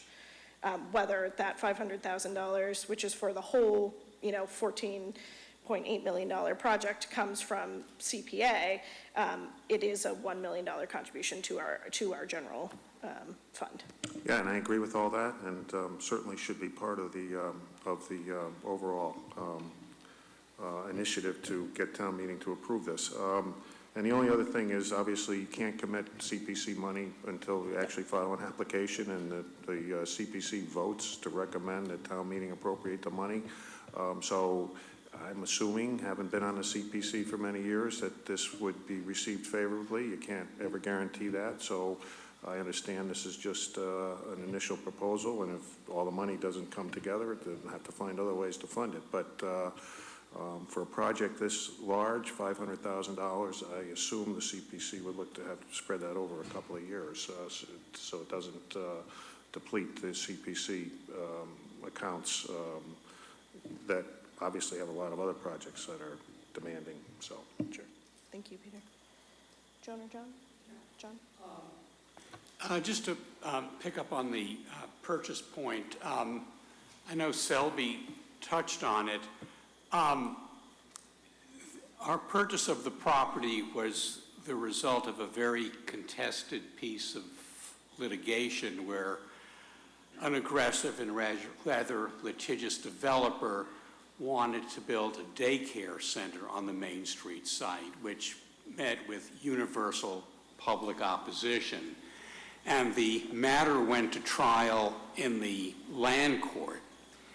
And after hearing all of the testimony, the judge made a recommendation, and he kind of, as judges often do, split the difference between positions and said, Town of Acton, Mr. Walker is going to be able to build a daycare center here. Mr. Walker, it's not going to be as large as you'd like it, and he quickly did the numbers on the back of an envelope, and it wasn't going to work out. And he pushed back hard, as I understand, and said, well, I'll build the biggest, ugliest 40B imaginable on that space. So we wound up paying him $1.2 million for the land, which was what it was appraised for, and we wound up to get this done. It's one of those deals that you have to do, and paid him an additional $600,000 to reimburse him for his transactional costs and other fees. We had hoped to recover, much of that if we could commercially develop it. And the idea that most people got around, I was one of the people who voted for the boutique hotel, but that unfortunately, just wasn't feasible and didn't work out. From what we have come up with, and I know now Communities, the fellow who owns that company, did the Riverwalk in Concord, which was a really nice development. But when you get down to it, we do have a need for affordable housing, and the $1.8 million he offered to pay back, if we had affordable units, that would whittle its way down to $1.1 million, and if it was a true 40B, as I understood it, was about $400,000 we'd get.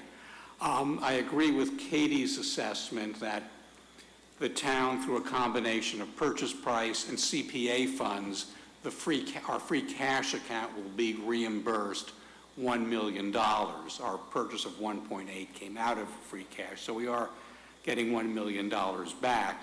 But I think the true test here is that there really is a need for senior, affordable, and adult disabled housing in town. And this is one of the things that, it's a good thing that government can do, and government can do well, so I wholeheartedly support it. Thank you, Joan. Joan? Katie, how about traffic going in and out of that unit? Yep, yeah, so the traffic would be, I think, more limited with a housing authority development than with, say, the 16 townhomes, because it will be elderly people or people with disabilities, so there will be some traffic, but there also will be probably more use of, say, the shared, like, COA van or other kind of transit options than everybody driving in, out to get the train or drop kids at school and coming back at dinner time. So and I think, I won't speak for the neighborhood, but I think probably one of the factors there is that it is less impact on traffic than, again, a single family standard residences.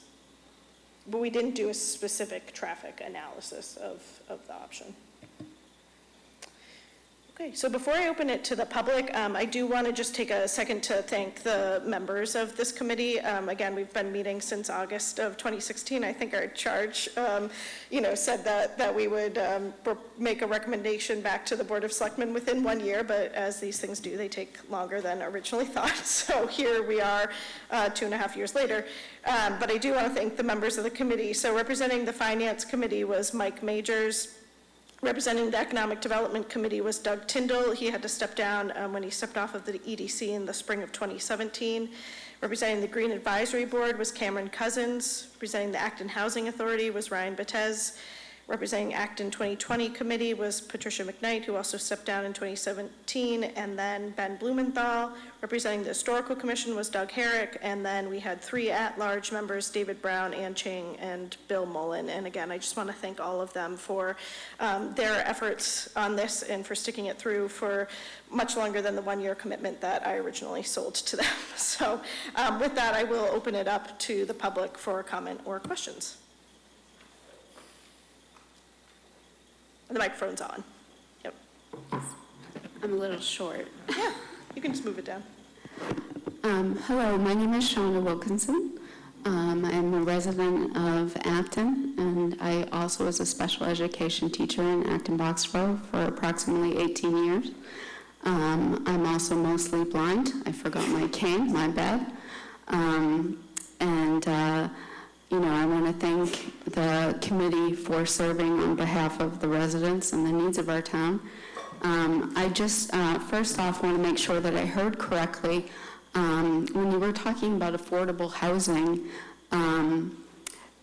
I heard in the ballpark of the upper 300s to the lower 400s. Oh, sorry, that was for a different proposal. That was for the Wynn Stanley development, which would have been ownership of housing, and none of those would have been deed restricted. So the Acton Housing Authority is rental housing, and I could let Kelly speak to what the general rents are that they collect, but it's not a ownership.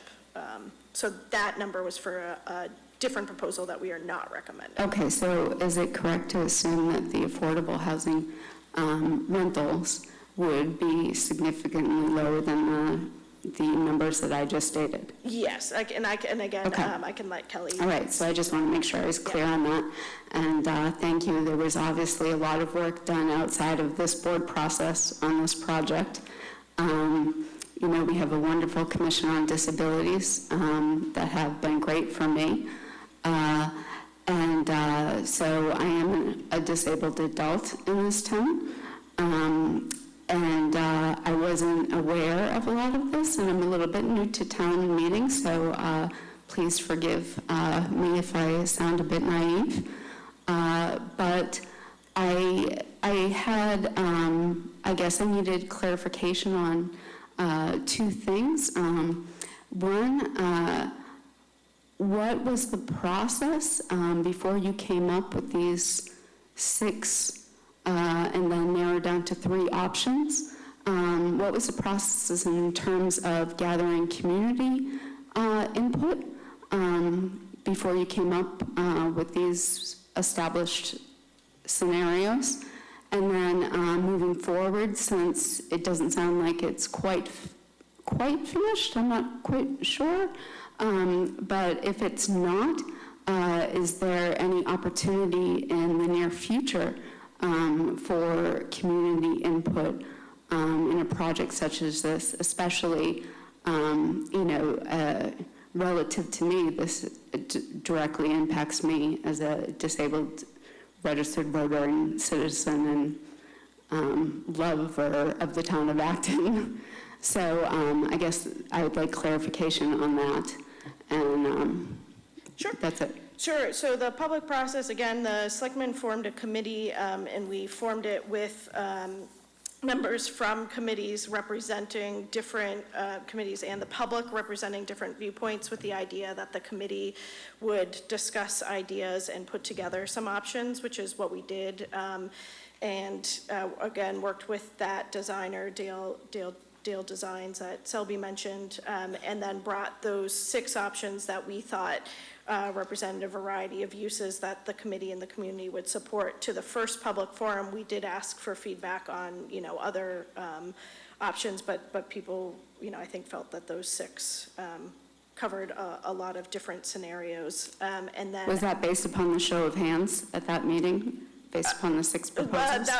the first meeting was the dot voting, where people voted their preferences on those 6, but it also, there was time for questions and answers and comments at that public forum as well. So that was sort of the initial public process. Then again, we held another public forum in just a few weeks ago in January of this year on the 3 options that the committee was recommending. And all of our meetings were public meetings as well, so. So when you spoke about the meetings and all the work you did, and it sounded like it was significant, so thank you.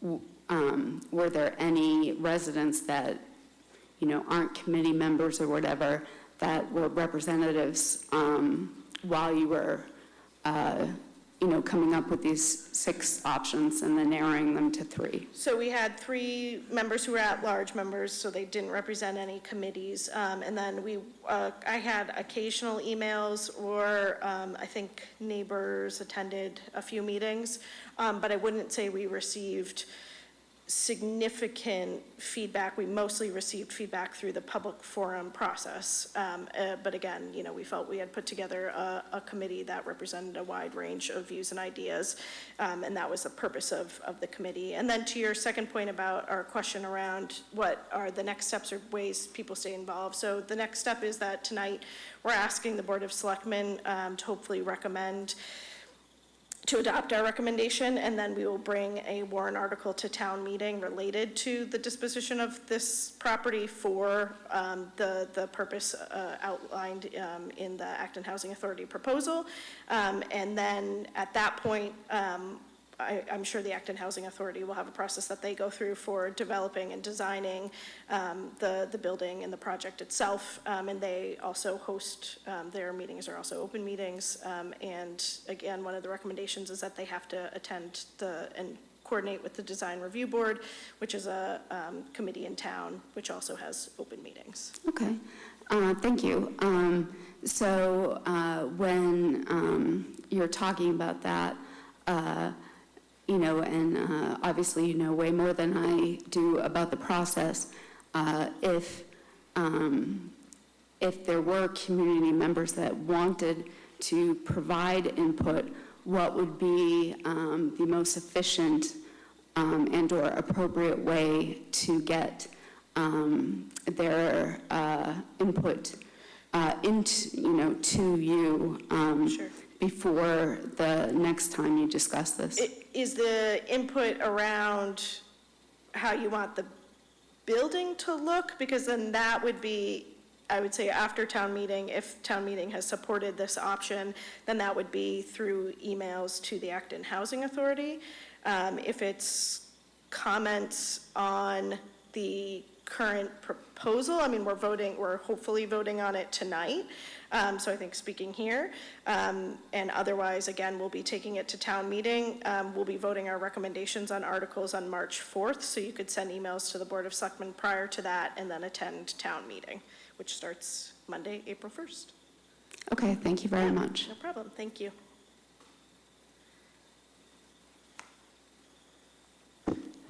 Good evening, Danny, Factor 11 Davis Road. Just going to reiterate a comment that I also made at the forum as well that I think is just as relevant. First of all, I very much do support this project, as I know was clear from the forum, many Acton residents do. I want to particularly thank, I see members here from the Acton Housing Authority, Bernice Baran, Kelly Cronin, the executive director as well, and the committee that did all the work as well. I think it's a wonderful thing for our seniors and our non-seniors with disabilities as well. I did want to point out this one fact again, that where there is the greatest housing crisis is with people who are at the lowest income levels, which is 30% of medium income and less. These are the people in town who are most income insecure and risk homelessness. And we do have homelessness in town. We have people who are sleeping in cars. We have people who are coming to the human services officer, being referred to homeless shelters, people who are knocking on doors of friends and, sleeping on people's couches.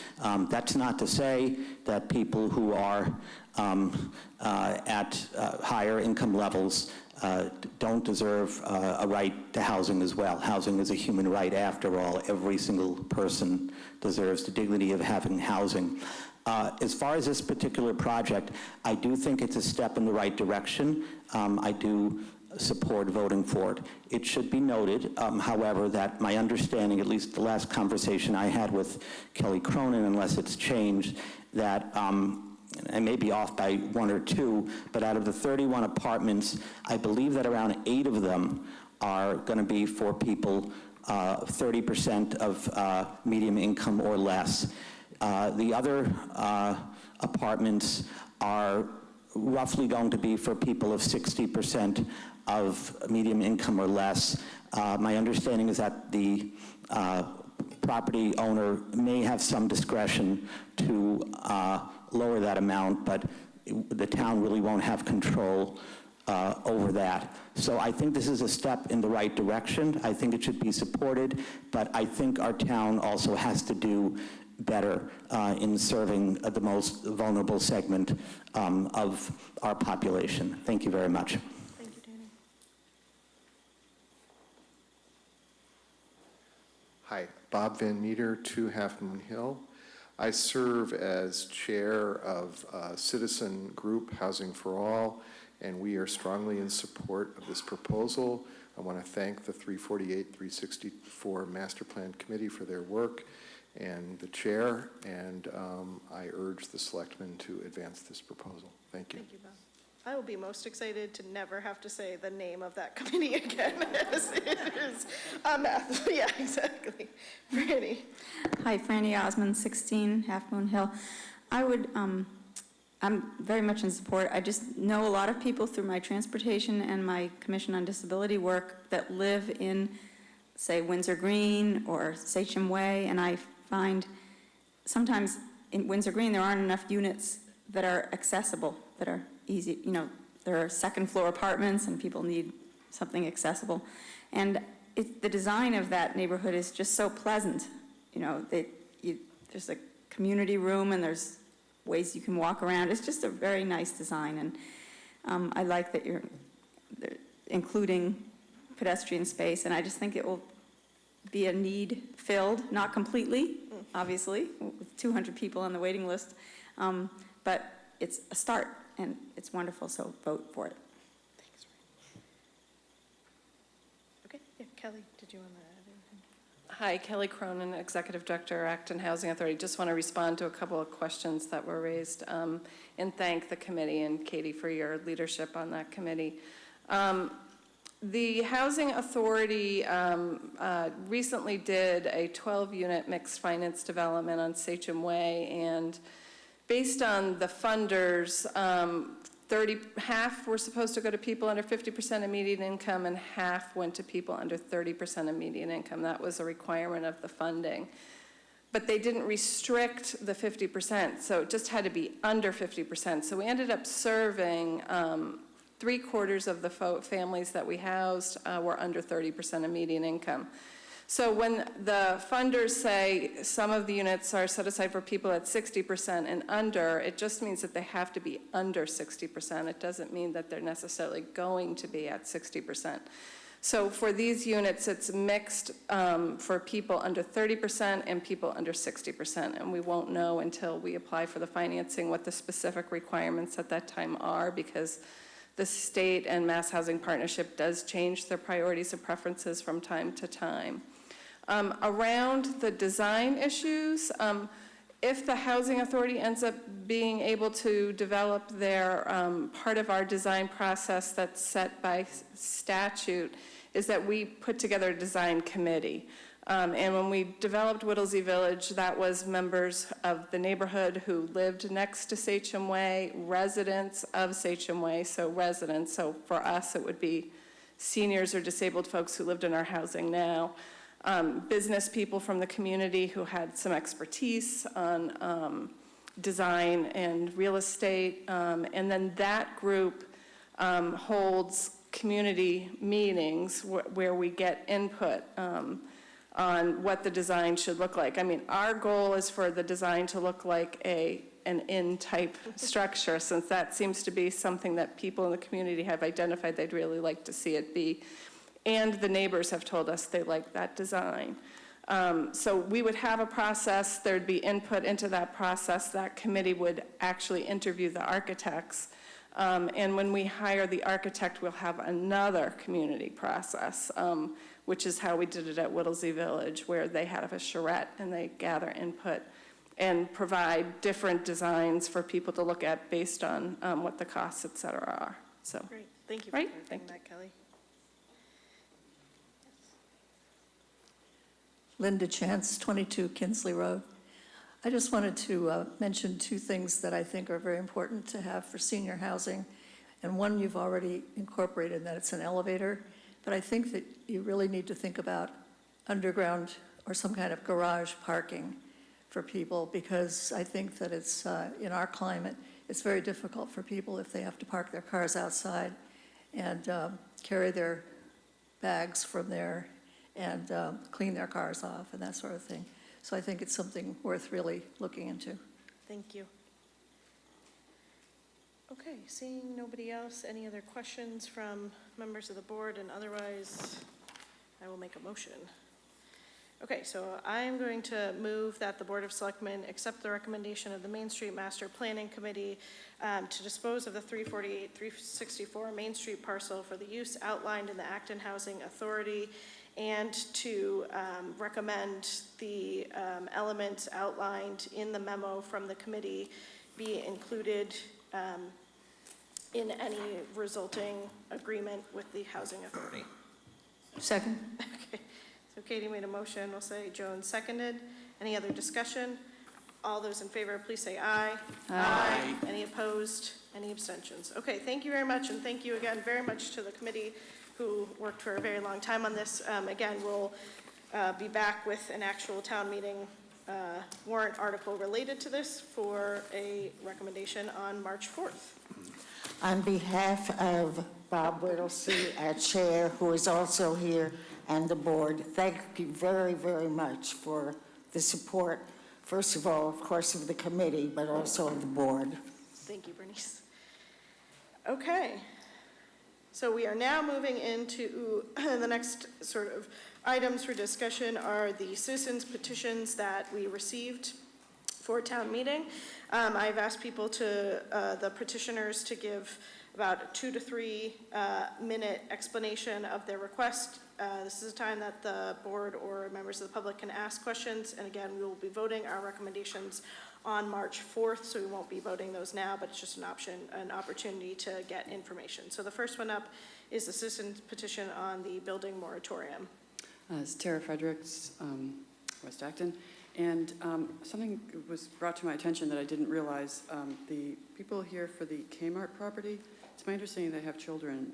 And so I am going to request that the board move my items, which are 6 through 10, switch with them.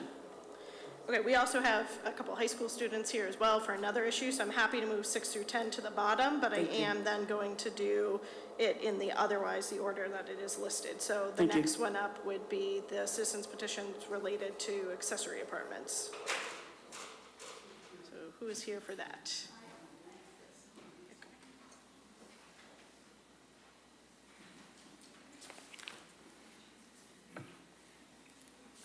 Hi, Franny Osmond, 16 Half Moon Hill. The history of this citizens petition is as follows. The Commission on Disability, COD, voted at its January meeting to bring the issue of unattached accessory dwelling units back to town meeting. If you recall, in 2013 or so, I can't remember which year it was, somewhat recently, town meeting voted to allow by right building of accessory units within people's houses. In 2016, I believe, town meeting failed to pass a change that would allow unattached accessory dwelling units. It's that latter expansion that the Commission on Disability has heard interest in from people, to allow homeowners to, one, turn unattached garages into a small unit for a family member or a caregiver or a college student to live in, for example, or two, to build a tiny unit in the backyard for the same purpose. The Commission on Disabilities has heard desires from homeowners to do these type of changes to their property based on life changes in age, disability, finances, mobility, or family structure. In January, at our meeting of COD, it was suggested that in addition to approaching the planning board, we ask someone to file a citizen's petition that would be a placeholder in case the timing didn't work out for the planning board or BOS to bring the issue to town meeting. It was implied in our short discussion that if the usual process worked out, we could rescind this petition. The two people assigned to pursue this issue of detached accessible dwelling units outside of our Commission on Disability meetings were Danny Factor and me, Franny Osmond. Danny Factor offered to gather signatures and submit a citizen's petition as the placeholder, and he did so. No wording has been discussed with the Commission on Disabilities, and we look forward to clarifying wording and intentions and crystallize the process leading to town meeting at our February 19th meeting, which is at 9:30 a.m. in this building, and at the February 19th Planning Board hearing on the issue. So Danny and I are hoping that the town will move forward, and the Commission on Disability will be glad to provide information about how such an addition to the opportunities homeowners have through adding this type of units to the accessory housing law would improve the lives of people with disabilities and senior citizens or anybody in Acton. So contact the COD if you're interested in learning more at cod@acton-ma.gov, or by calling the town manager, and he can put you in touch, or come to our next meeting on February 19th, 9:30 a.m., room 126. Great, thank you for any questions from members of the board. Janet. Well, Franny, you just explained some of the motivation for the petition article, that the idea was that if the planning board didn't move forward somehow, that you would have a placeholder, but if the planning board did move forward, you would be in a position to rescind. It is my understanding that the planning board is going to be consider another proposal. And also, I understand from planning staff that the proposal that you're proposing is not identical to the earlier proposal that failed at town meeting, whenever it was. And so I just am a little concerned about the details. I haven't looked at it. I haven't looked at all the provisions, but I guess that at some point, if you're going to move forward, and if the planning board is also moving forward, it's going to be important for the public to understand what the difference is between the two proposals, and also how they compare to the prior proposal, which some people will remember in very general terms. So, yes, we at our meeting on the 19th, I think by the time the 19th COD meeting happens and the planning board, it will all be clear and there won't be this confusion. Great. Any other questions from members of the board? Questions from the audience? Excellent. All right. Thank you, Franny. So up next is the citizens petition for the plastic bag reduction. And thank you to the high schoolers who stayed very late for this.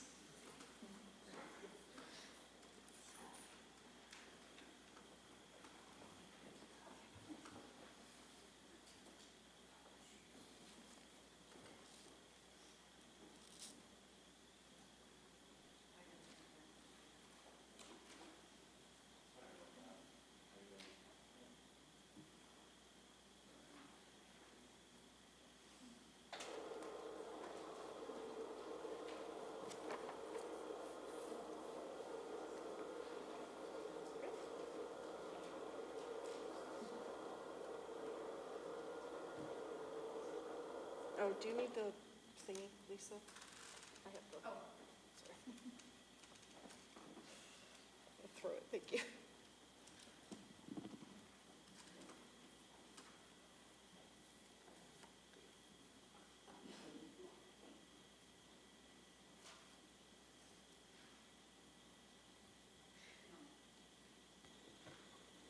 Good evening. I'm Carolyn Platt, 100 Newtown Road. And last spring I was here, and I was very pleased you sent a letter of support for a statewide ban of single-use plastic checkout bags to the Massachusetts Speaker of the House, DeLeo. In spite of strong support in the state, it was not passed. So many towns and cities, including Acton, are turning to local efforts to ban plastic checkout bags. And there are already 91 communities in Massachusetts who've done that. You see Acton there in red, out in the western front. Along with other supporters and workers on Ban the Bag Acton, I'm here tonight to ask that the Board of Selectmen recommend the plastic bag reduction warrant article. So here are the main parts quickly of the warrant article. No thin film single-use plastic checkout bags will be distributed after January 1st, 2020.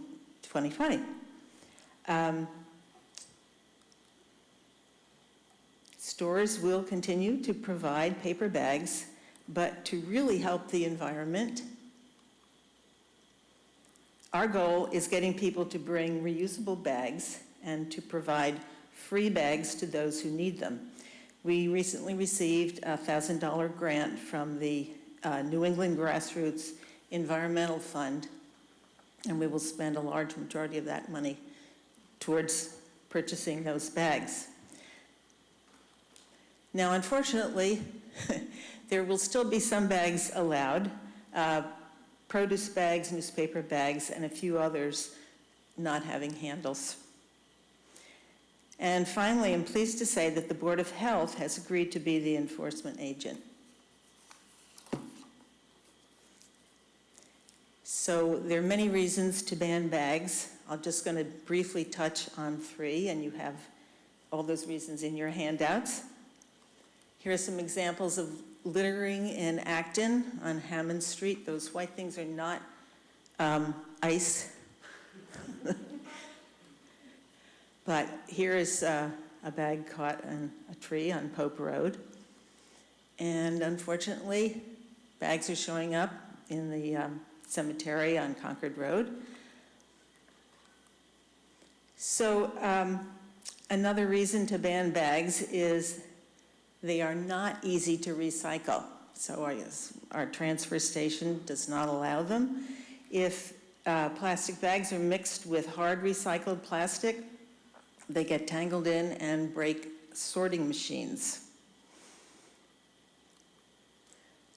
We are still trying to figure out about the final destination, the resting place of these bags. We've learned that only 5 to 15% of the bags left in local collection spots are recycled. They often end up far away, as far as Asia, although China is no longer accepting plastic, where less stringent laws are, so that they could be burned or maybe eventually end up in the oceans. And the third reason I want to touch on is plastic does not go away. It breaks down into microplastics, these tiny little things that fish and think is food. And so it gets into the food chain and ultimately the fish we eat. So we're getting out the word, and you'll meet these two people who are dressed in plastic bags here in a minute. We're getting out the word and are energized by mounting support for the ban in Acton. We submitted the required 10 petition signatures to put the ban on the warrant and ended up with 345 signatures. We're connecting with civic organizations, churches, Beth Elohim, and we're also visiting retail stores and restaurants, many of whom are on board. So finally, on our team, we have two valuable voices from Acton Boxborough Regional High School representing our future, and I'll let them speak for themselves. Hi, my name is Paige Kelly, 8 Myrtle Drive. As juniors, Isabella and I took environmental science and realized we wanted to do something to help our planet. This year, we found a course called Senior Project with a focus on addressing an authentic need in our community. We joined up with Ban the Bag Acton because eliminating plastic checkout bags in Acton is an important first step towards our passion to contribute to an overall global change. We are committed to banning these bags as they are a major source of pollution in our environment. I'm Isabella Harshbarger, and I live at 47 Washington Drive. Paige and I have researched the harms of plastic bags, and we have stood outside supermarkets tallying. Yep. We have stood outside supermarkets tallying the number of plastic bags. We have also interviewed an officer of the Surfrider Foundation. We passed out flyers. We've set up a Facebook page and spoke on behalf of the bag ban before the Board of Health. We are learning how our local government works, everything from warrant articles to citizen petitions, and finally to getting out the vote at town meeting. I will be 18 in April, so I will be voting in favor of the ban. And our next goals are to inform and educate other students on the harms of plastic bags and encourage them to register to vote, and then they will hopefully come to town meeting. We hope that you will all recommend the plastic bag reduction warrant article in order to contribute to a larger cause, the future of our planet. Thank you.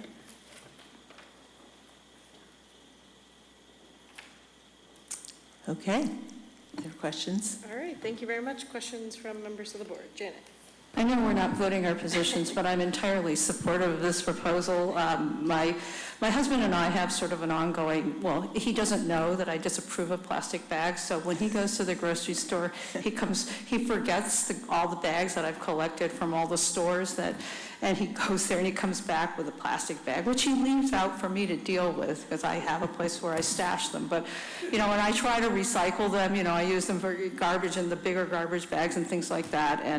But and then there's Donaldson's, which collects plastic bags, and as you say, I don't know where they go, but I feel as if I'm doing my part to keep them out of the sort of the waste stream, and I have been watching some of the documentaries about what happens in the ocean. It's not just the pollution, but it's that the sea life ingests it, and they can die of malnutrition because they're full of plastic that is not digestible. So, the plastic is a miracle thing, it lasts forever, and that's the problem, is it lasts forever. So thank you very much, both of you, for getting engaged, and maybe one day you'll both be involved in local government and seek elective office, and there'll be openings if you're in Acton for you. So thank you very much, and thank you for leading the charge. I think it's been a few years.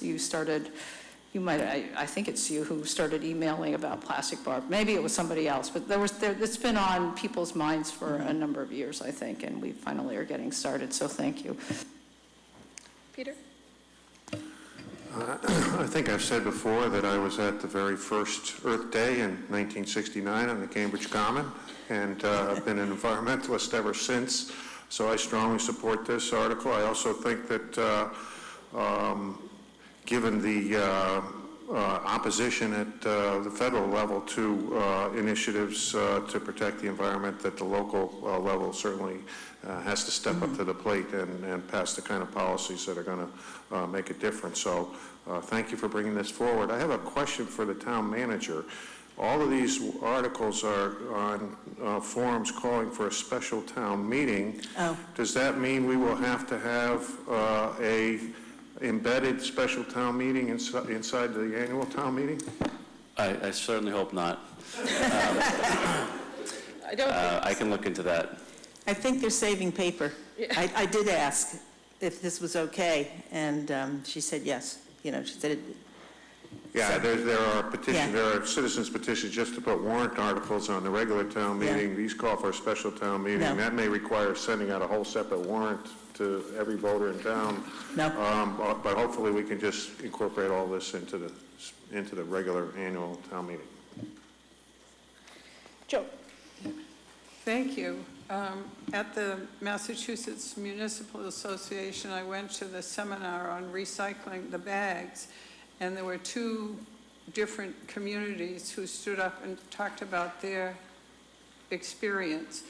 And what they found was it was necessary to go to all the businesses in town, and one of the women speaking said that she talked to a small business owner who ordered her bags once a year.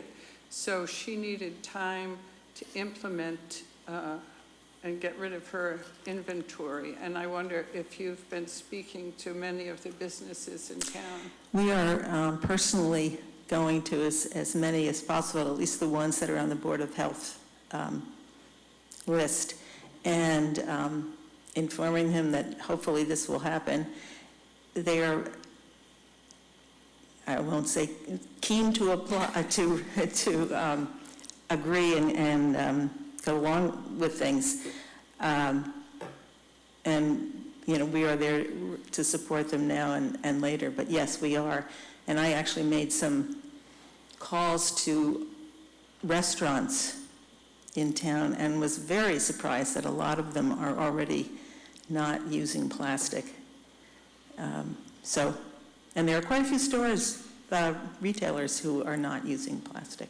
Thank you. Thank you for your efforts. John.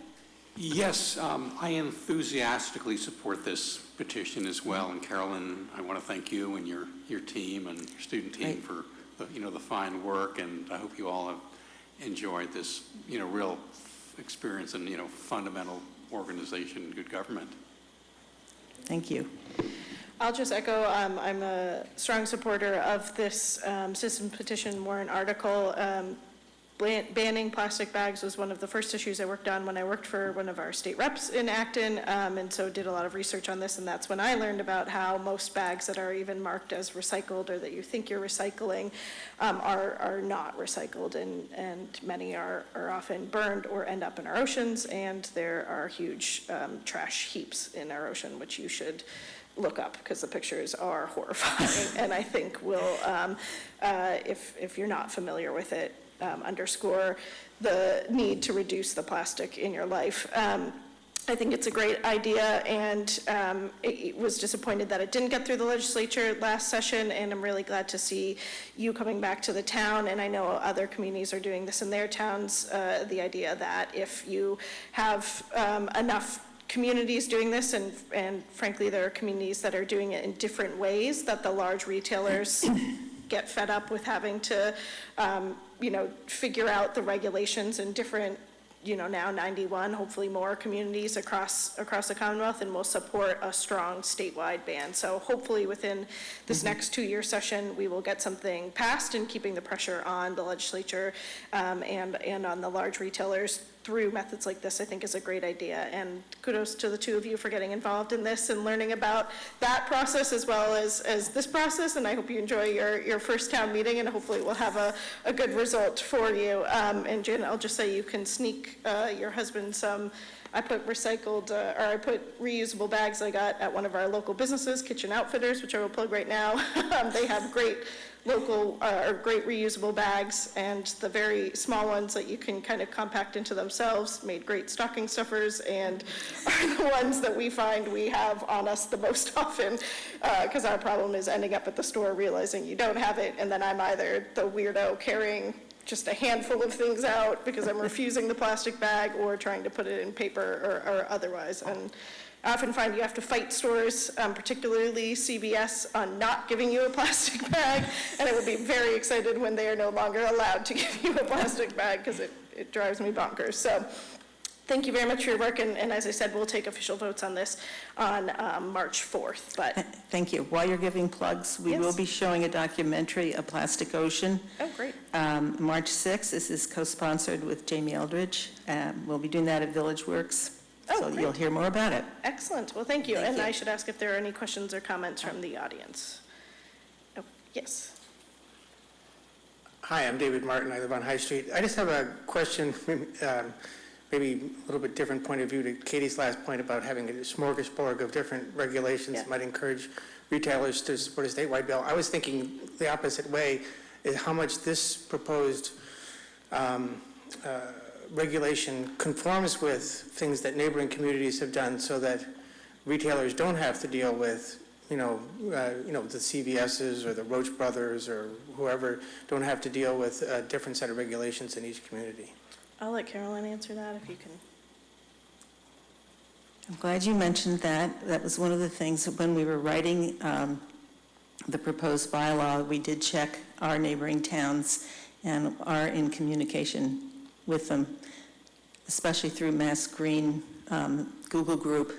Any problem you have, you put it on there and everybody, comes together. So they're not so different. And I've been to Sudbury and Wayland and talked to some of the store managers there, hearing your concern, and then, realizing that this is something we needed to do, not to be so different.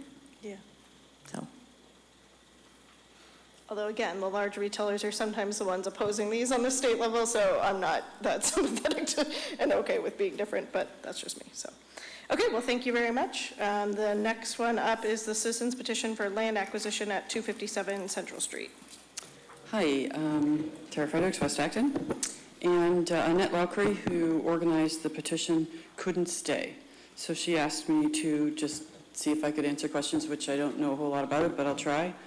It's my understanding that they're working out issues with the owner relative to a P&S that they signed with a potential developer who has submitted an application to the ZBA for a very large duplex, basically two mansions stick together.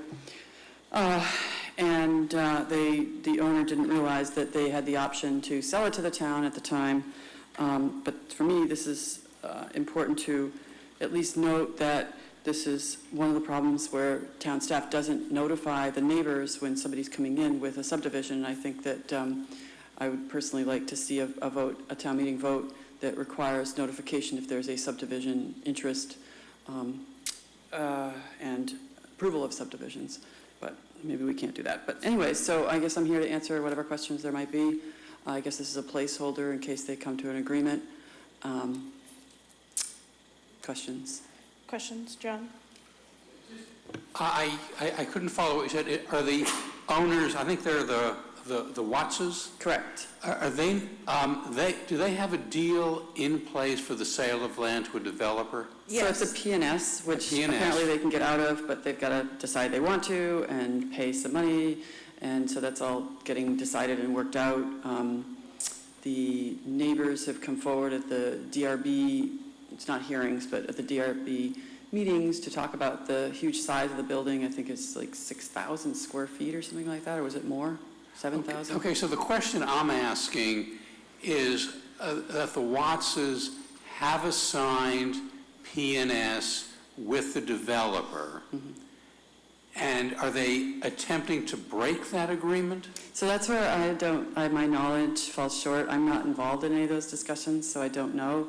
I heard that he was very excited about the idea of a park, but that he had this P&S, and so I made a call to some people in the real estate industry, and I asked them to ask a couple lawyers, what does it take to get out of P&S? So I took a lot of notes and handed out information, and so that's all, we don't even know. Well, it normally depends on what the terms of the Correct. P&S are. Yes. Has there been is there an effort by the people in the West Acton Historic District? Have they reached out to the Wattses to buy the property? So that's the idea, that the people have reached out to them, to the Wattses, and then they're discussing under what terms, Are the people in the West Acton Historic District putting money together to make this purchase?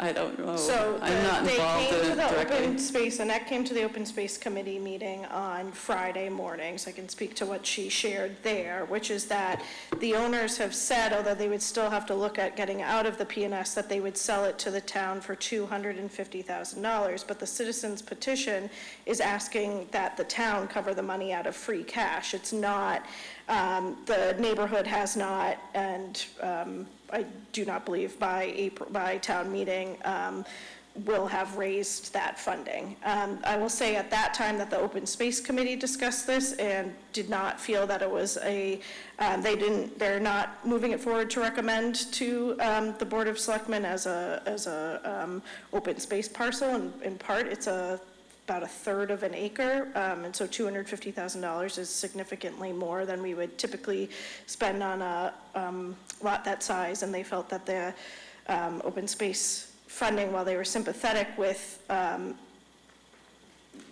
concern of having a larger duplex go in there, that there are a number of these oversized parcels, properties in towns that can be subdivided, and if we were to buy this, I mean, there's probably 400 of these in town, and we don't have $250,000 to buy on every one.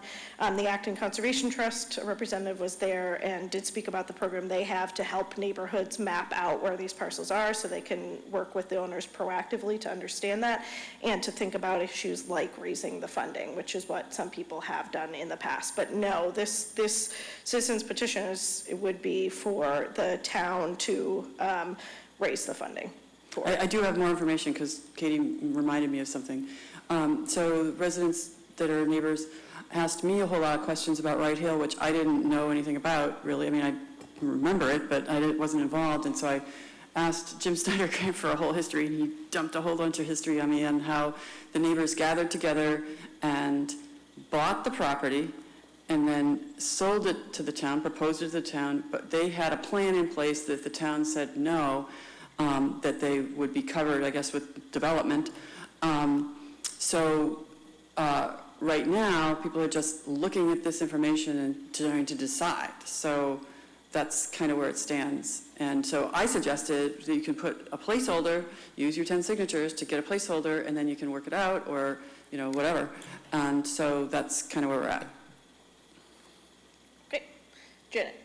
I remember the Wright Hill purchase, and I remember that the people in Half Moon Hill pulled their resources to buy it. They were able to do that, fortunately, and the town then was able to put together the arrangements to buy it from them. But that's a big, beautiful parcel. I mean, that's classic open space. It was very, valuable to the town as a whole. I have a real problem with the town's, even the thought of the town spending $250,000 on a 1/3 acre parcel that is principally going to benefit the people in that vicinity, especially the abutters. And, you could say, well, it's where the Acton Farmers Market is sited and all that, and that ostensibly confers a greater benefit than to the immediate neighborhood. But, I have a concern about the precedent that will set, as Katie kind of alluded to, that there are other places in town where this could happen, and people will expect the town to cough up $250,000. I mean, has anybody talked about, possibly pulling resources in that neighborhood to buy it for the neighborhood? Yes, I was just going to say, you just and triggered. not, because the town is the most obvious deep pocket in the town, but we're not really the deep pocket because all of our resources are public monies from taxpayers. So just keep that in mind, that, every time somebody says, well, we want you to use public money to buy this, that we have to weigh what the benefit is to the public as a whole, okay? So, yes, I think that they're talking about doing that to pool private resources. and then put something smaller on that lot or nothing. I'm not really positive about that, but I can tell you that I got involved because I got excited by the idea of a pocket park within throwing distance of high-density housing. There's a lot of high-density housing in that area. A pocket park of this nature would serve hundreds of people within, 500 feet. And so for me, that was really exciting. The idea down the street in Windsor Ave, where there was this idea of a tiny little sliver, wasn't on a corner lot. It wasn't on a small street used for the farmer's market and potentially other types of events. For me, I got really excited about this as a public park. But again, until they get organized and come up with a specific proposal to convince town meeting, there's nothing really to talk about on it. But thank you for your interest. Okay, that's that one. Any comments or questions from members of the audience? Okay, seeing none, we'll move on to item number 14, which is the citizen petition regarding the register to intent to purchase the Kmart property.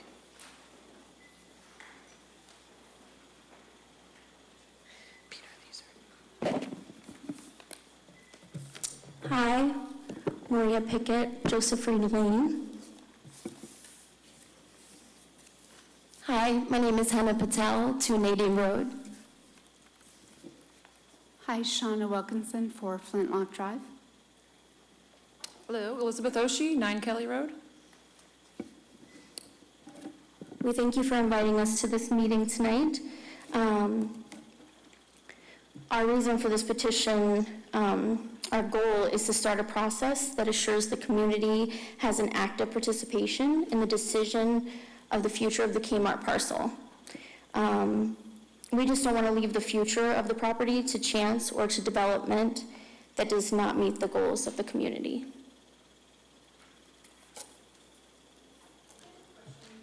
Questions from members of the board? All right, John? Hello, neighbor. Hi. We had, it was at last town meeting, it was a citizen's petition, Tara Broad, that met with overwhelming approval to get an appraisal of the Kmart parcel, which we did get, and it came in at $7 million. We had a discussion in an executive session about whether we would want to go forward with buying the a parcel, and we decided we didn't.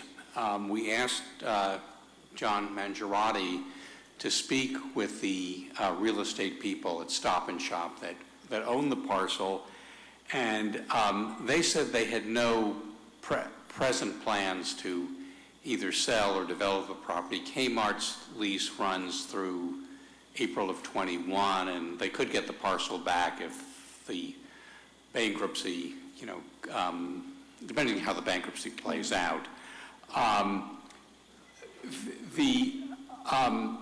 You have to think about it in terms of, it's not just buying the property for $7 million.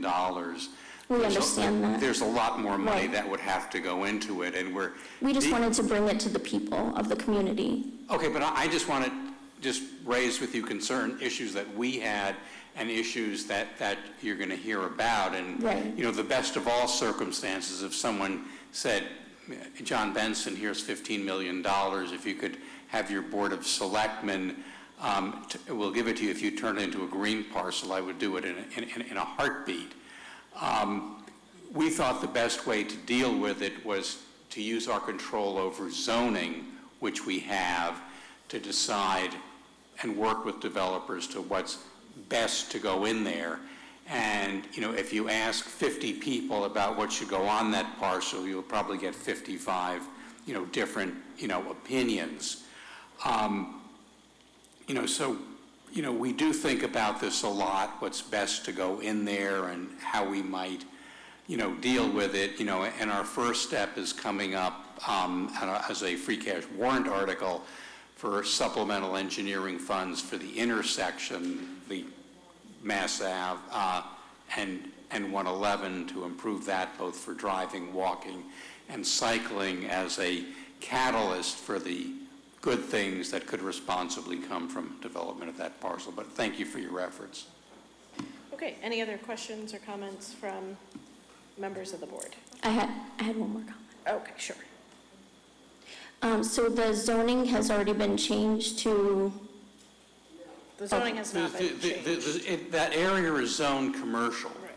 What, in the current trend of developing, or in this cycle of developing, large developers, would love to come in and buy that parcel. And what they put in there is 75% of it would be rental apartments. And that could be a range of things. They're not really dealing with affordable housing. It would be for people who are downsizing and young professional people. And then the rest of it would be commercial in the sense of restaurants, service enterprises, not the traditional things like retailing, because that's just really hard to do now with all the competition from the online. I must have misunderstood you before, because I thought you said that you were working with some kind of zoning to make it. No, I said we should, the card, I hate to use the word trump card that we have, is that it is zoned commercial. You know, developers want to see a mixed use on the parcel. Right. Which I personally am, reluctant to buy into, because that's where you can very much lose control of the process and have things there you really don't want. Okay, any other questions or comments from members of the board? Peter, did you have a question? Yeah, I'm not, has town council reviewed the language of these articles yet? No, there's No. Okay, I don't know, they're all kind of in the same language. This is non-binding. The last sentence says the action requested is not to complete the purchase at this time. This action is to start the process with the purchase being authorized by a binding vote at the next Acton town meeting. So is that your intention? That if town meeting were to support this, between now and the next town meeting in 2020, the town would get appraisals and start moving toward eminent domain, so that the next town meeting in 2020 would vote to spend $7 million to take the property by eminent domain? If that was how the process had to happen for the community to decide what would happen there. Okay. Okay. I mean, I'll say, we'll talk about our positions again on March 4th, but I do think that I have concerns with how this is written. And again, while it's non-binding, it does say that we should exercise our rights over eminent domain, which not only, as John mentioned, include appraisal costs, but would include many other costs as well. And nor do we have $7 million to purchase this. So I have concerns with stating our intent to do that without having any actual plan around that. And again, as John mentioned, we have zoning and other ways to control what happens on that parcel. So it's not as though it's up for free grabs for anything right now. That's good to know. Yeah, just one other comment, Maria. We also looking at the building of a new twin school, which is $130 million, project, plus a new fire station in North Acton. And, those would be debt exclusion overrides, which would raise, everyone's property taxes. So we've got to be cautious as to how we approach that. And people likely will support those projects, but there's only so much money we could expect them to pay for all this stuff. Okay, thank you. Are there any questions or comments from the audience? Yes. So I would just like to say also that, we're not looking to buy up real estate all around the town of Acton. I think this particular parcel is unique in the sense that it's, very accessible to our student population. And as mothers and parents and guardians of children, I think that looking forward to Acton in 20 years and 50 and 100 years, we have a unique opportunity to do something really positive for all residents of the community, but especially for the children. And as we know, the school district is a huge selling point for this town. But this petition was for us to sort of bring this issue to attention, not to determine what to do with the land per se, but just to make sure that as the community, we are participating in a transparent process where we are being given an opportunity to provide input. And I believe that's all we're basically asking at this point. Okay, thank you. Due respect, I will say then, you should think about the wording of your petition, because right now it requests that the town of Acton authorize its authority to take the ownership of this property by eminent domain, which would require purchasing the property. So, that while that might be the intent of what you're asking, that's not what is actually in the citizens' petition. So, worthwhile to consider what the right process for that is, and I'm not sure that this is that, but appreciate your concerns. Are there any other comments from members of the public? I saw Franny. I just wanted to thank these petitioners, because I'm always daydreaming about what can happen with that, and I continually come to the same conclusions that some of you have come to, like, oh, well, we should let zoning do it, and we should do this, but I'm always thinking about the fact that Lincoln, the town of Lincoln, owns their supermarket and their whole downtown area, and they have housing there, and that I just think about this issue a lot. And so I like going through the exercise of bringing it to town meeting and talking about it and really making sure we're making decisions that are informed and not just letting the lawyers explain things that I don't actually understand, and the planners. But I, in general, agree with you that it's a big risk, but I just want to thank you for having us go through this process. Okay. Chair Frederick, West Acton, I also want to thank you. Wow. I wasn't going to do it myself, but I'm sure glad someone did. And I love the idea of the town having control over that parcel, and zoning has its limits. From what I understand, in the Piper Lane debacle, I believe it is, that if the town had registered intent to buy that using its authority under eminent domain, that the 40B wouldn't have been able to be accepted. So perhaps that's what we can do with this. I don't know. Either way, I'd like very much to find out how serious town meeting is about owning that parcel. I recommended that it not be an actual vote on the purchase. I think that we're not ready for that. And I also think that we don't need to actually have a plan in place, although I've heard that there is a group preparing some proposal for some kind of sports recreation center, like someplace in Westford, which I don't even know the name of it. But from what people were talking about it on Facebook and stuff like that, it sounds exciting to me. It's some kind of, where the town takes control, then it gets transferred over to a private organization, either under a 100-year lease or, maybe just a sale. I like the idea of a lease. I like us being in control of the property. I think we need to be in control of our destiny. I feel like I don't want to be pound foolish just because we're being penny wise about the $7 million when it'll come back to us, I think, in our property values.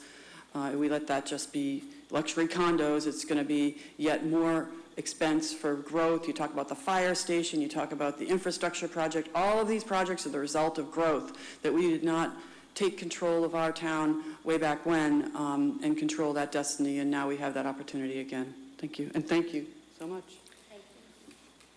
Okay, seeing nobody else, then we will move back to item number 6, the citizens petition on the building moratorium. Okay, these are the ones that I care about. Not that I don't care about yours. I care about yours, but these are the ones that I chose to do. Back in the day, the old moderator, John, would let me, when I had a concern about something, do a presentation somewhere along the line, even if I wasn't in opposition of a specific article, often I have concerns, but I'm not necessarily opposed. But the new moderator has changed the rules and doesn't let me do any presentations unless I'm in opposition of an article, which I'm not particularly in opposition of anything that I can think of right now. And so for 10 signatures, I get to be in front of town meeting and talk about issues that I care about. So for me, number 6, the building moratorium is using our municipal authority to stop all residential building, except what we deem as a public necessity. It's a non-binding resolution. If we go forward with a plan such as this, we can deem what is public necessity and what isn't, what level of affordable housing, what type of housing. And so I feel like it's time, especially with the heads up we've gotten about a potential water crisis that we're heading for. We've got traffic issues, we've got school capacity issues. These are all ripe for a building moratorium. Towns all over the state have used this tool. I have a letter from KPLM Law, is it KP Law? Yes, the town lawyer for Boxborough. They wrote a nice memo talking about the ability to use the building moratorium, temporary building moratorium, while we do our master plan. So the second one is developing the rate limitation bylaw. Many towns have done this too, where they develop the maximum number of permits that are allowed per year to minimize the burden on staff resources to process the applications, as well as to allow a more holistic planning exercise. Personally, if the number 6 passes with a wide margin, I'm going to ask them to pass over the development rate limitation bylaw petition, because I think it will be taken care of, although it's all non-binding, and I look forward to the opportunity to speak on them. I think that town meeting time is of importance. Land clearing limits is enabled by the Cape Cod Commission to allow a town to limit the percentage of land of the parcel that is cleared. We already do this in our bylaws, have the amount of fill that can be taken off of a site. I don't know that anybody is watching that or enforcing that with a $300 fine if you exceed the amount of fill taken off of a site. The payment is nearly a cost of doing business. I'd like that to be a painful fine, but right now I'm talking about using our municipal rights to limit the amount of land cleared. There was the statement before about the Agricultural Commission about the desire to preserve land, yet in the state of Massachusetts, 67 acres of land is cleared a day. In Acton, I'm estimating anywhere from 50 to 100 acres of land are cleared each year. 2-3 acres per week. So you can go up to my house on Wright Terrace and you can see a stack of logs. I unfortunately had to clear a lot of my land of trees. It's very sad. And so the bodies of my friend essentially are sitting there on the side of the road if you want to see what it looks like for a third of an acre. But we're doing that, we're allowing that, and we're permitting it. So if we want to use our municipal right to limit that, here's an opportunity for town meeting to weigh in. Not often that we have an opportunity to weigh in on something non-binding like this. A lot of times we're weighing in on things that are fait accompli, that we get, it gets all the way to town meeting and then we're scared into not voting for it. So I hope that we use this as an opportunity for market research to see how people feel about the building moratorium and or land clearing limits. This last one the second to last one is to limit the size of new single-family homes. This idea came from Sue Jick of the Land Use Committee of Green Acton, and I'm hoping she will speak to that because that one is, while it's important to me, I think that the other ones are a little more important to me. So, and the last one is about the turning lanes.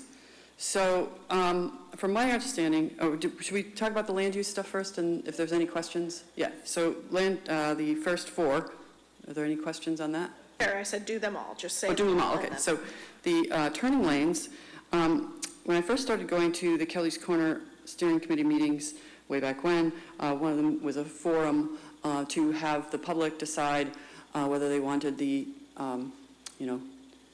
really big project, the really small project, or the one that's just right, the one that was prepared to be the one that we would choose. And it was called the Balance Network, as opposed to Targeted Improvements or Route 9 or whatever it was. And the Balance Network did not add the turning lanes that we see now. And so, and in fact, the design with the added turning lanes is the same one that was voted down.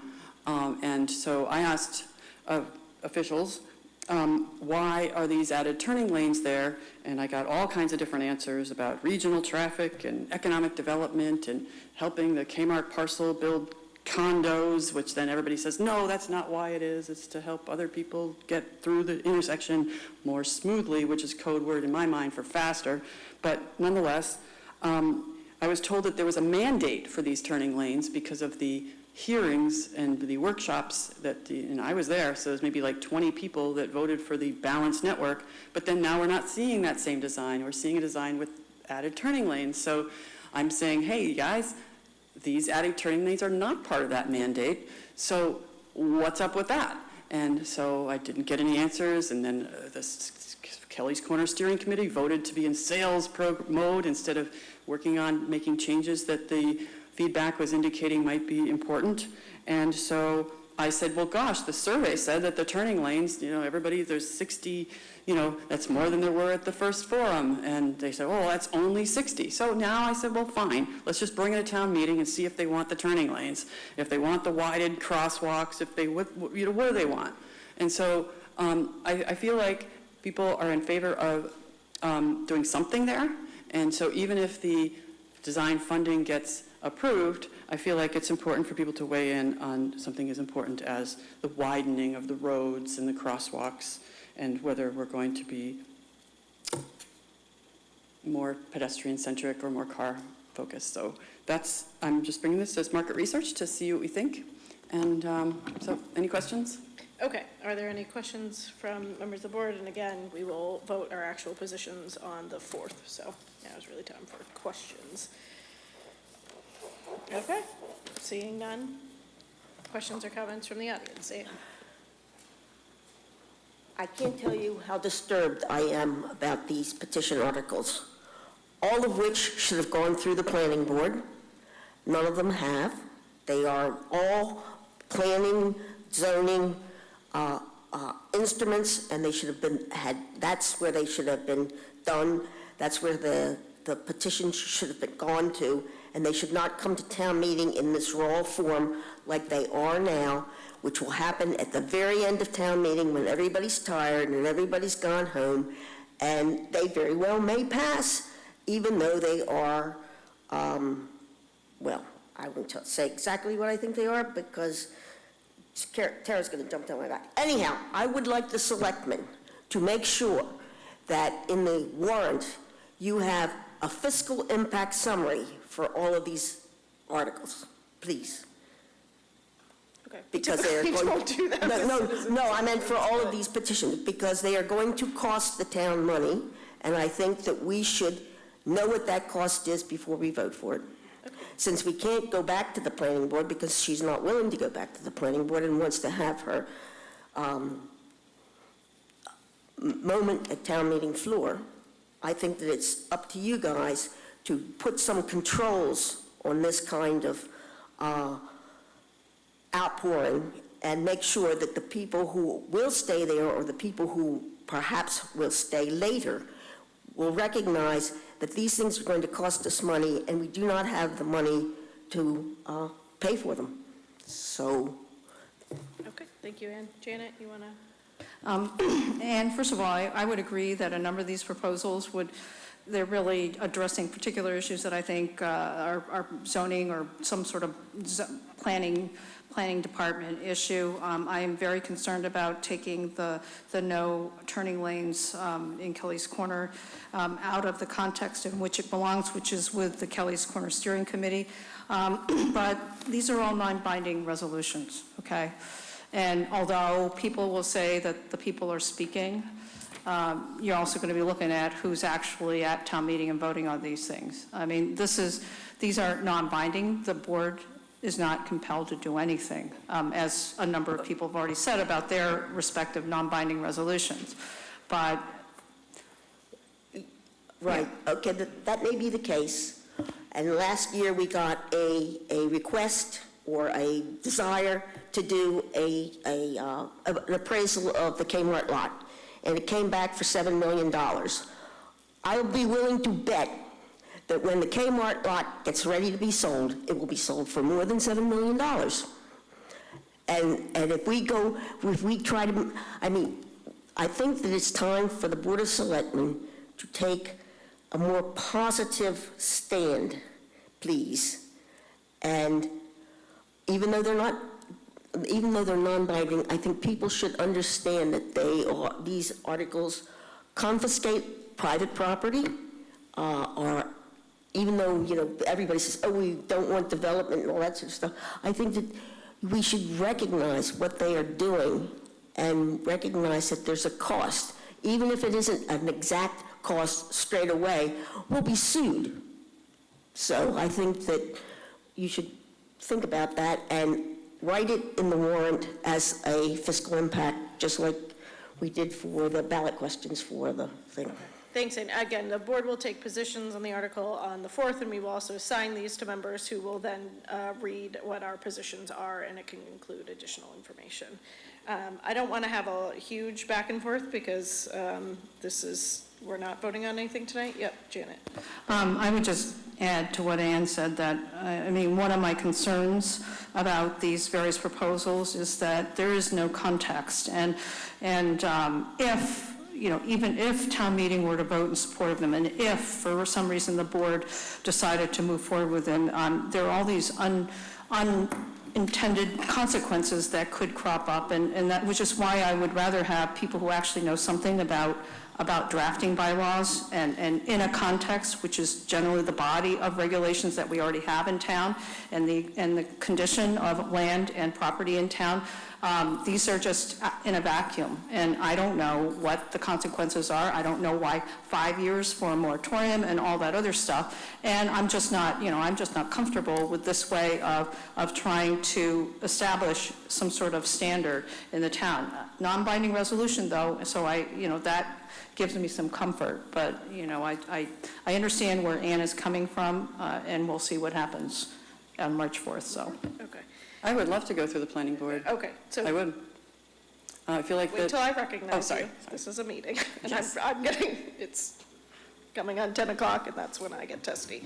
So I will recognize you for limited comments. Again, we're not voting on anything tonight. Yeah, I welcome the opportunity for planning board to do some real planning.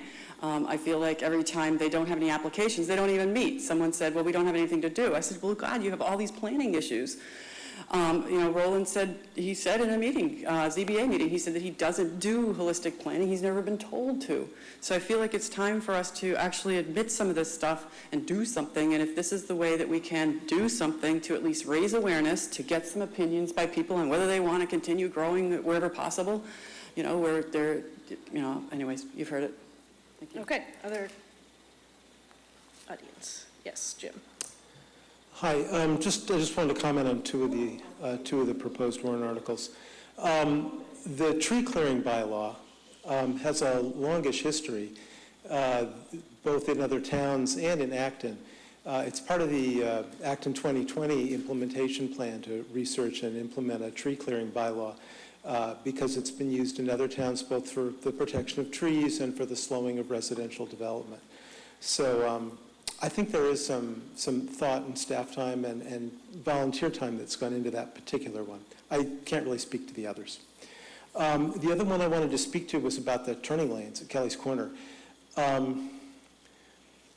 This is a case where the complexities of one aspect of a larger design feels like really the wrong way to go about researching this. We have a process with an existing town committee with professional, both in-house staff and outside professional staff, working on these issues. And I'd much rather see the concerns like this continue to be wrestled with those bodies, rather than try to get through the complexities of explaining the pros and cons of that at a town meeting where there's very little time and very few people present at the end of a town meeting. It just doesn't feel like the right place for that kind of discussion. Thanks. Thank you, Jim. Yes. Yeah, Danny Factor. I'm speaking 11 Davis Road, speaking as a private citizen, but I will say that in the capacity of myself being the Green Acton liaison to the Kelly's Corner Steering Committee, and also to various departments in the town about this matter, Green Acton has had the opportunity to engage with the town, including raising the issues about the turning lanes, and while having good communication with the town, having very good thorough responses to the point where, as a matter of fact, Jim and myself are going to be meeting with John tomorrow as well as at least one person from the planning department. But I do have to say that, and here I'll just speak as a private citizen, not as a member of Green Acton, that there's absolutely nothing wrong with working on parallel avenues. And I mentioned that, in that at least up until now, even with the type of engagement that Ann refers to, why don't you work through the planning department, here's an example where we've had a lot of conversations with the planning department. We've had a lot of raised points to Kelly's Corner Steering Committee. I've sat in Acton Coffee House for 3 hours with Andy Brockaway. The town's position is clear that the turning lanes are going to happen. And there needs, in a democratic process, to be a process to make sure that decisions are made democratically. And there's no more democratic process that trumps the matter than town meeting. It's town meeting that gives instruction to the Board of Selectmen, and then Board of Selectmen that hires the staff. And that's just the way that the diagram of town government works. So I am concerned about, the chilling effect of, it's one thing to be for a town, a warrant item, or to be against it. But when you start insinuating that something shouldn't be on the warrant, or you talk about trying to affect, what time of town meeting something should be on the warrant to the Board of Selectmen, when that's really the job of the town moderator, you really run into issues of conflict between the Board of Selectmen, which is the executive body in town, and our legislature, which is really town meeting. So I do ask the board to have some humility here, and recognize that, town meeting, is an important part of our democracy, and that we need to have checks and balances. It's great to go through the planning department. It's great to go through various executive avenues of town, but where something can't be resolved, it's acceptable to go to town meeting in certain situations. Thank you. Thank you, Danny. I will note that the warrant for town meeting is the selectmen's warrant, and so it is up to the selectmen to decide the ordering of a warrant. It's not up to the moderator, and that the selectmen do assign all of the articles and do have the right to recommend or not recommend all articles, as do the finance committee, and so that is our authority, and we will be making those recommendations on March 4th. And I would also like to note that I think sometimes people feel like a democratic process didn't work when they didn't get their way. There was a comment made earlier tonight that, I want town staff I wish town staff did more of what I want, was a direct quote, and I was extremely bothered by that, because frankly, and that's not what you said, Danny, that's not what I'm quoting, and what bothers me about that is that town staff is not here to do what one person or even a small number of people want. Town staff is here to respond to the needs of town and does so at the direction of the Board of Selectmen, which takes into account all members of our town and community. And so, yes, I think town meeting is a democratic process. I also think we have other democratic processes in town. And I don't think that, you know, when you don't get your way, that means that, you know, something went wrong. So that's all I will say. I don't think anybody has said that these, you know, we're not trying to remove these from the warrant. They will all be citizens petitions. We're just hearing comments tonight and asking questions so that we can make our recommendations. Janet. The Board of Selectmen hires the town manager hires town staff, so please don't belittle our town manager. We don't hire all the town staff. Okay, yeah, okay, I'm all limiting. Yeah, just, Katie, I really want to thank you for your comments. And I think, you know, several of you, you know, lost sight of the process. From 2014 to 2016, there were 38 to 40 community meetings to decide on what they want out of the intersection project. There were the extremes of little improvements here, little improvements here, to what Tara called the Route 9 approach. The integrated approach, which including the turn lanes, is what the vast majority of the people wanted. And the constant comment that members of our steering committee get from members of the community is, you must fix the traffic and reduce the congestion. And they said better turn lanes make for a predictable and safe process. And John and the planning department have responded numerous times to your requests for more information and a better understanding of the turn lanes.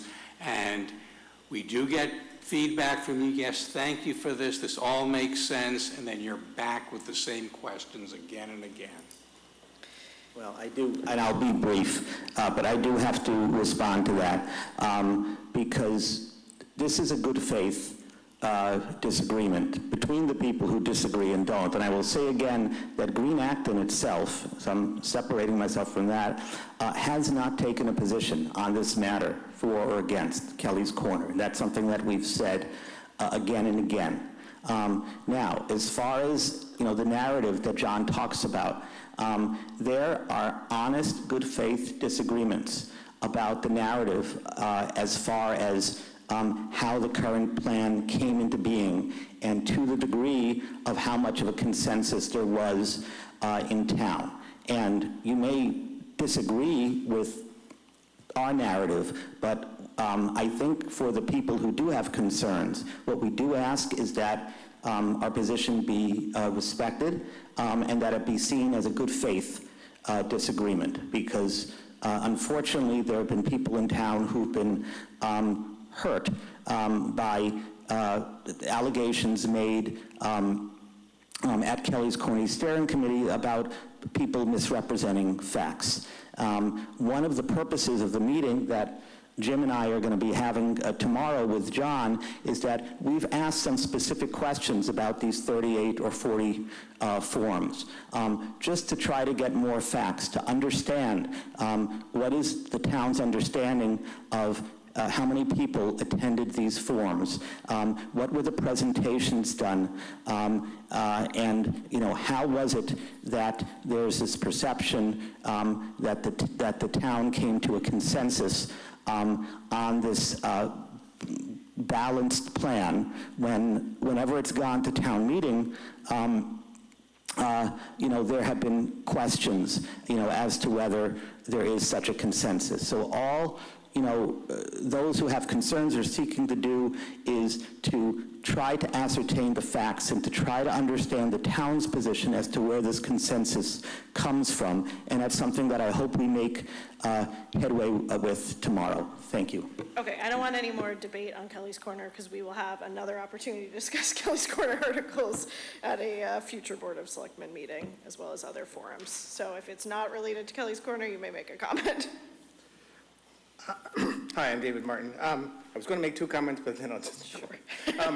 So I'm a little concerned about the limit the size of new family homes and kind of some related things, because they seem to me to be, and I understand that they're not binding, but majority vote end runs around the 2/3 requirement for zoning changes, right? If we could put in a limit any size we wanted house. We just have to change the zoning. That takes a 2/3 vote of town meeting. And I'm concerned about what does this mean if this passes?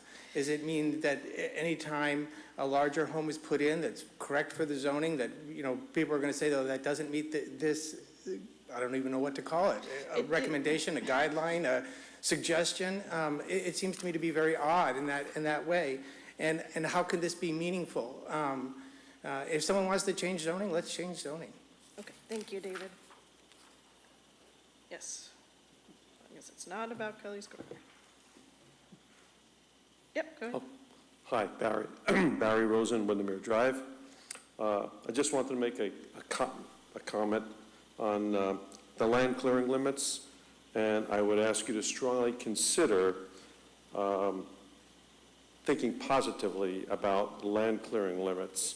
There are a number of things that one should consider about it. First of all, there is good science to show that having land clearing limits is a good policy. And there's good data. Actually, there's now 6 or 7 years of data. King County in the state of Washington has very strict land clearing limits that they have for very particular reasons, but they've had really good results. It's helped a lot of things. One of the things that we should consider is that by having land clearing limits, it would certainly help the town in the enforcement of Chapter X, which is development, redevelopment. Excuse me. First of all, you have a positive effect in that leaving most of your trees up limits the erosion, especially if there's grade. And we have limited grade in Acton, but we do have grade in Acton. Also, leaving trees, having a limit on tree removal, reduces the amount of impermeable surface, which is one of the goals of why Chapter X is out there. Because Chapter X, depending on the slope of the land and how much is being cleared, kicks in limits on creating impermeable surface. Leaving trees obviously has a beautification effect, keeps up land value. Trees also contribute to the positive nature of soil health, and depending on the location of trees, they definitely help in the recharge of water. They don't hold that much water, but they hold the soil and keep the soil healthy that allows the water to recharge. Now, obviously, the town would have to create a bylaw to limit tree removal or deforestation, and that is another issue that you'd have to consider separately, but I think you should. I'd like to see the town consider a positive recommendation on that citizen petition for land clearing limits, and then take that to an actual bylaw that has some science behind it. Thank you. Thank you, Barry. Okay. So now we will move on to item number 16, the Community Preservation Town Application Ranking and Voting. So traditionally in the past, the Board of Selectmen has reviewed all of the town CPC projects and then sort of prioritized those for the CPC. But my understanding is, and I will ask Peter to clarify this, that the CPC has already voted to recommend the majority of these projects, and so there are only 2 town ones that are still kind of up for discussion. And so instead of ranking all of them, because it doesn't sound like that would be a useful exercise for the CPC, instead we'll have a focused discussion on those 2 items. Is that correct, Peter? Yes. Just to be more specific, we have not made the final vote yet. We take initial cuts where everybody puts in numbers for all these projects, and For all of the town projects except two, everybody put the same number on it. The Open Space Committee, the ACHC, the Historic Commission, Jonesfield Playground, the Arboretum China Trail, and the 53 River Street Historic Park. Everybody recommended the numbers that the applicants were asking for. We do have enough appropriation this year to fund all of these proposals, but the two that the committee is struggling with, and there's a lot of difference on whether to fund them or not, is the Asa Parlin House and the Arboretum ADA compliant entrance. Some history that the town manager provided on the Asa Parlin House goes back to before the time when I came back on the board in 2014, but the CPC had appropriated $100,000 to study how to stabilize the house. There was a study produced that recommended demolishing the more modern additions that had been put on the house and kind of stabilizing the original structure, as I understand it. That cost $20,000. The Board of Selectmen at that time, as I understand it, and I think Katie and Janet were probably on the board, I believe it was in 2013, actually voted to declare the property surplus and demolish the structure. That went before the Historic District Commission, which refused to grant an order of conditions or whatever they grant to allow the destruction or the demolition of the property. So it then, the $80,000 that the CPC, that was left over from the $100,000 CPC appropriation reverted back to the CPC, and nothing was ever done. But at this point, as the record stands, there's still a vote of the Board of Selectmen to declare the property surplus property. So that's probably an obstacle to proceeding forward with funding this.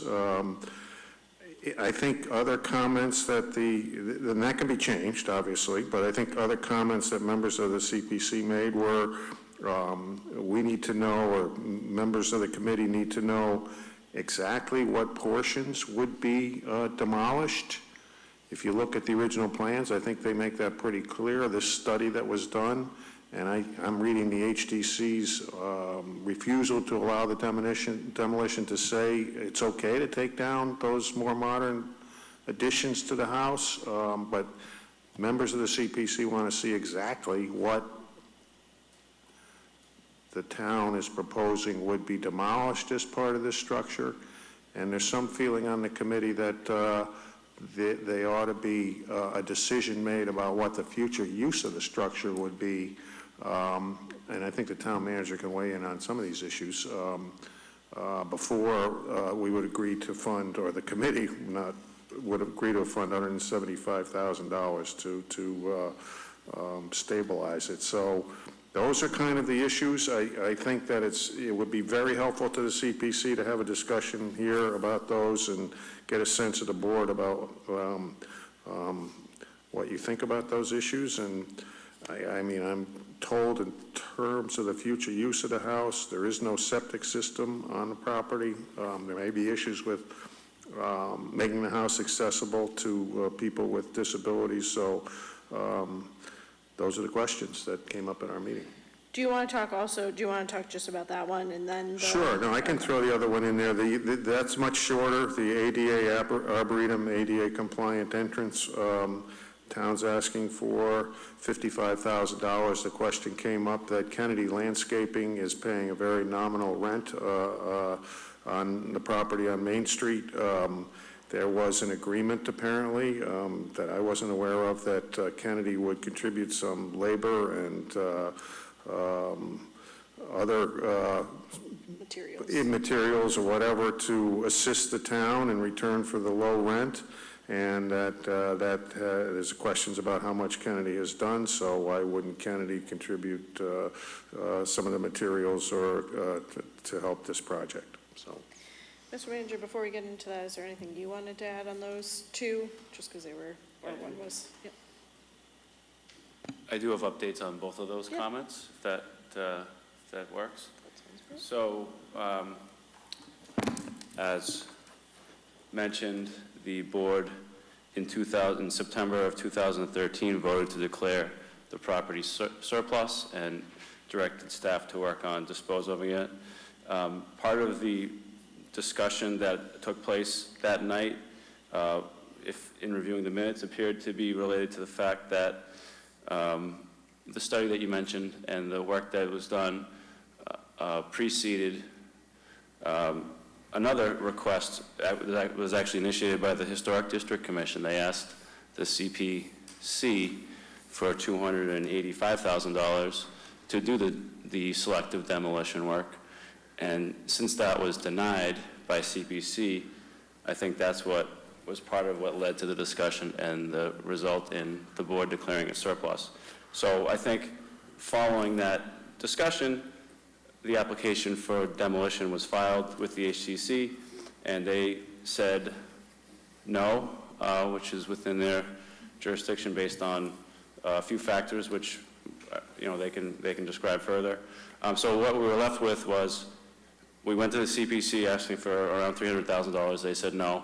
We went to the HTC saying we need to remove this building, it's a hazard. They said no. So given that information and the 5 years or so that have passed since then, what we still have is a yellow house that people drive by every time they come to this building, go to the library, and it's an attractive nuisance and all the other things that we talked about. It's also a potential really nice preservation project. But all that aside, I think the approach that we're taking with this application is we're not asking for the $300,000 that the HDC asked for and was denied. And we're not asking to tear the building down. We're asking for $175,000 to do some of the demolition work that the HDC had initially envisioned, scale back on the scope a little bit to not incur as much cost, and still achieve the goals of starting the preservation process, allowing time for the community to decide a better use for that building.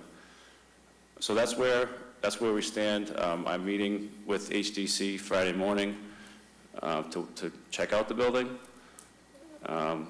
And they're having a meeting themselves on the 12th of February to be responsive to, I think, some of the concerns that were raised by the Community Preservation Committee about would they even approve selective demolition.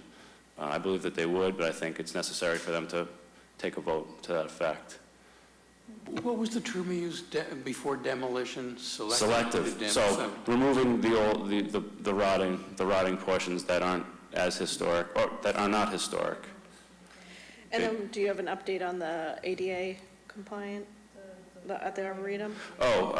Yes. So I think my update is related to the Kennedy landscaping portion of the issue. I think that we have had a lease agreement with Kennedy Landscape to pay us a certain amount of money every year or provide a certain amount of in-kind services.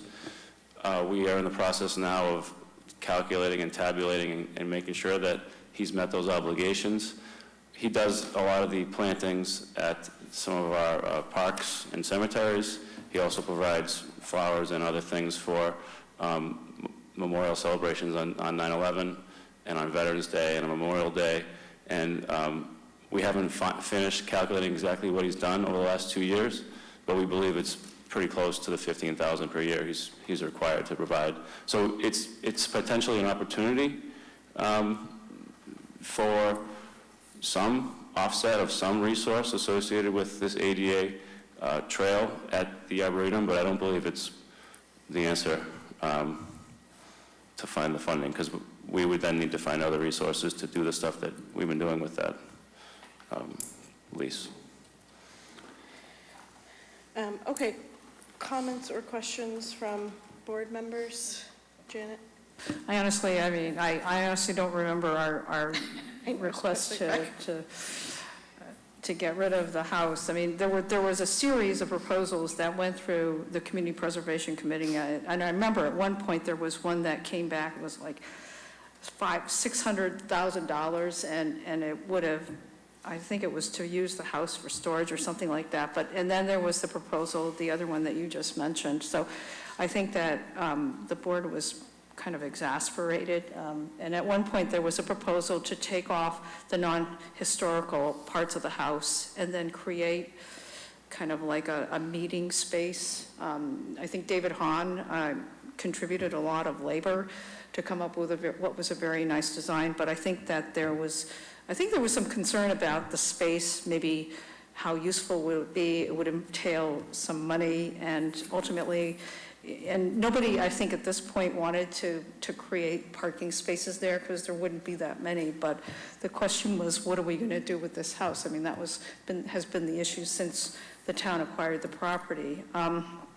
I'm actually, at this point, I'm kind of comfortable with the idea of stripping away the non-historical part and mothballing it. I mean, doing what the Minuteman Historical Park, or whatever it's called, has with all those antique colonials that are just standing there, and I assume nobody goes in them, but they look very nice. And it sounds as if some of the residents in the area would like to have the house there as a buffer from the view of the parking lot. But so I'm open to considering that. And as far as the ADA compliance issue, I'm not sure that is the concern that the Kennedy landscaping contribution could help to reduce the 55,000 ask. I wasn't really clear Yeah, what I the think issue that's, the CPC usually asks for, looks like to see other contributions by applicants.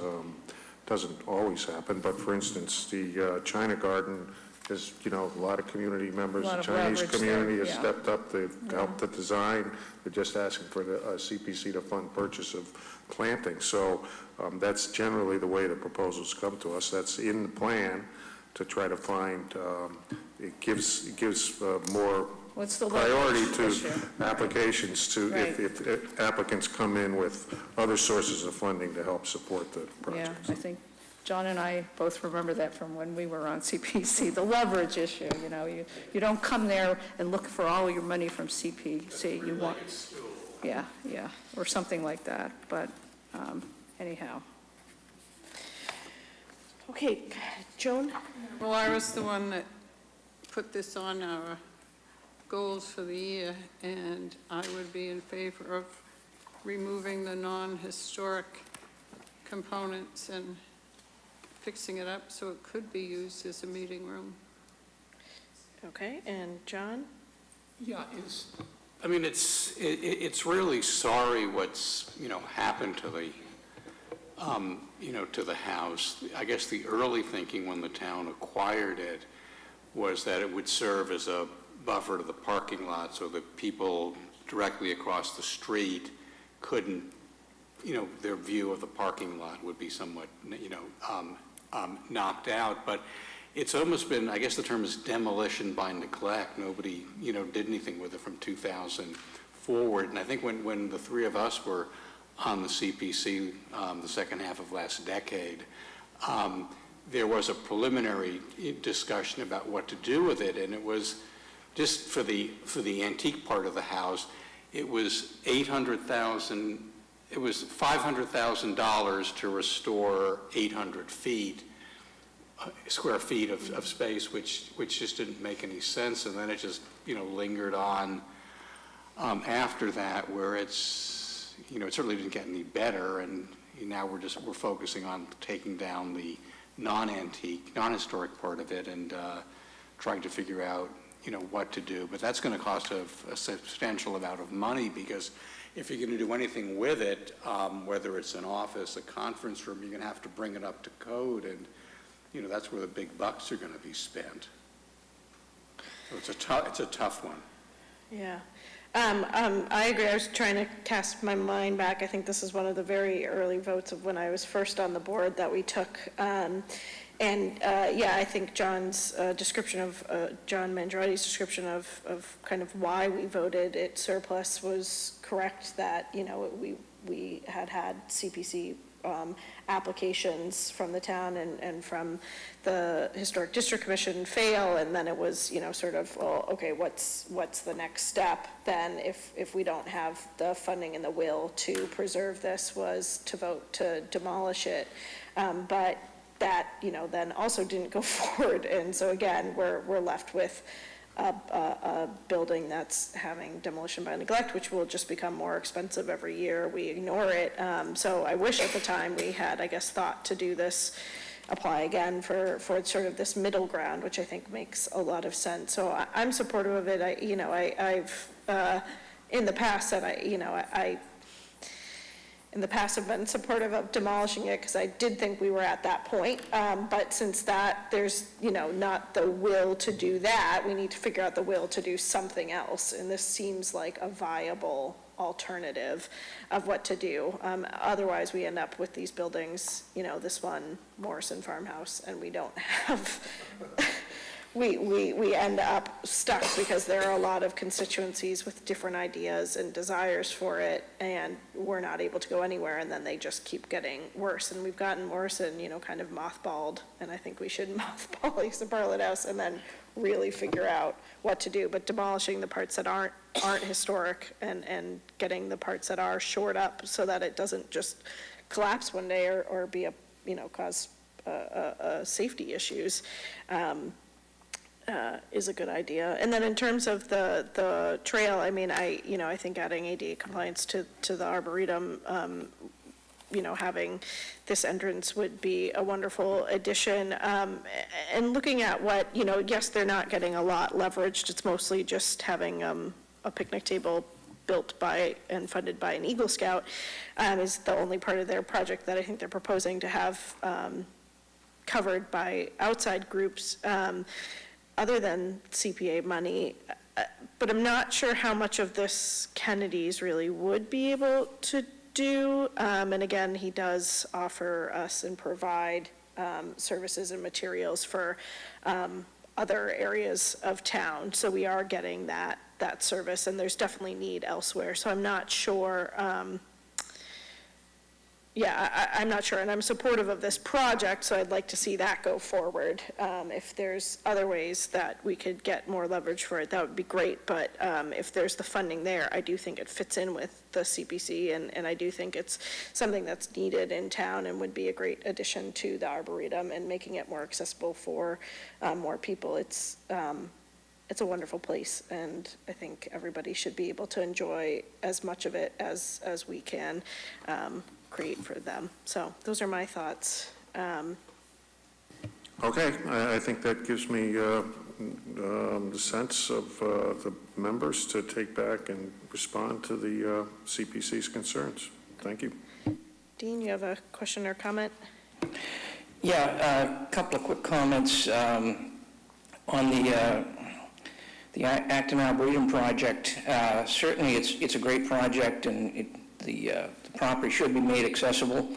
We need more of those kind of projects. What particularly piqued my interest was that part of the application from Natural Resources to do the project included an actual quote from Kennedy Landscaping for $22,000 to do some of the work. And then remembering the agreement that Kennedy had reached with the town as far as in-kind services, that's what raised the question. Now, if their obligations have been fulfilled up to date, then I think that's something that CPC would want to hear Thursday night.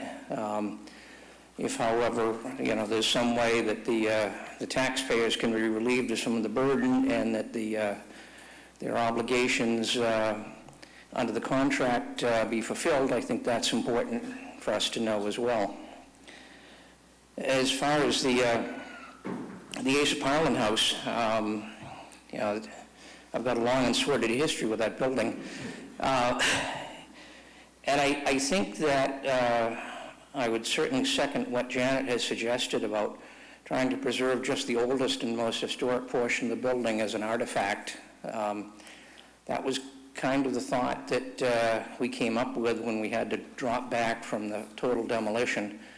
The building itself has been, it's an assemblage of smaller structures that have been dragged in over the years and kind of tied together. So I think certainly one of the issues that we discussed with Menders, Torrey, and Spencer when we were looking at, and they drew those plans that you have in front of you, was making it sort of a national park kind of artifact building. So whether 175 is the right number to do that or not, that's another question, but I think that certainly keeping it as an artifact within the district seems to be something that the historic folks can deal with, and the taxpayers are not unduly burdened. I think as far as converting it into some more active use would create all kinds of problems. As noted, there's no septic system, and my understanding from when we did the studies for developing town hall and the library was we've maxed out the site as far as septic potential. And as far as the handicapped accessibility, certainly you could find a way to get people down to the building. But once you get inside the building, all of the doorways are extremely small, extremely narrow, and you basically have to totally destroy the historic structure of the building internally in order to allow that amount of circulation. So I think whatever you want to do with it, probably a meeting room space is what generated that number of $700,000 or $800,000. At that point, now we've acquired more meeting room space. The space being used at the old senior center, now the recreation department. There's meeting space up on Sudbury Road. So my sense is there's probably not quite the demand that there was in the past. Thank you. Thanks, Steve. Okay, so Peter, you've got a sense of the board, so I think that wraps that up. And with that, we have finally come to the end of the agenda. So can I have a motion to adjourn? So moved. Janet moves, John seconds. All those in favor, please say aye. Aye. Any opposed? Any abstentions? Thank you very much.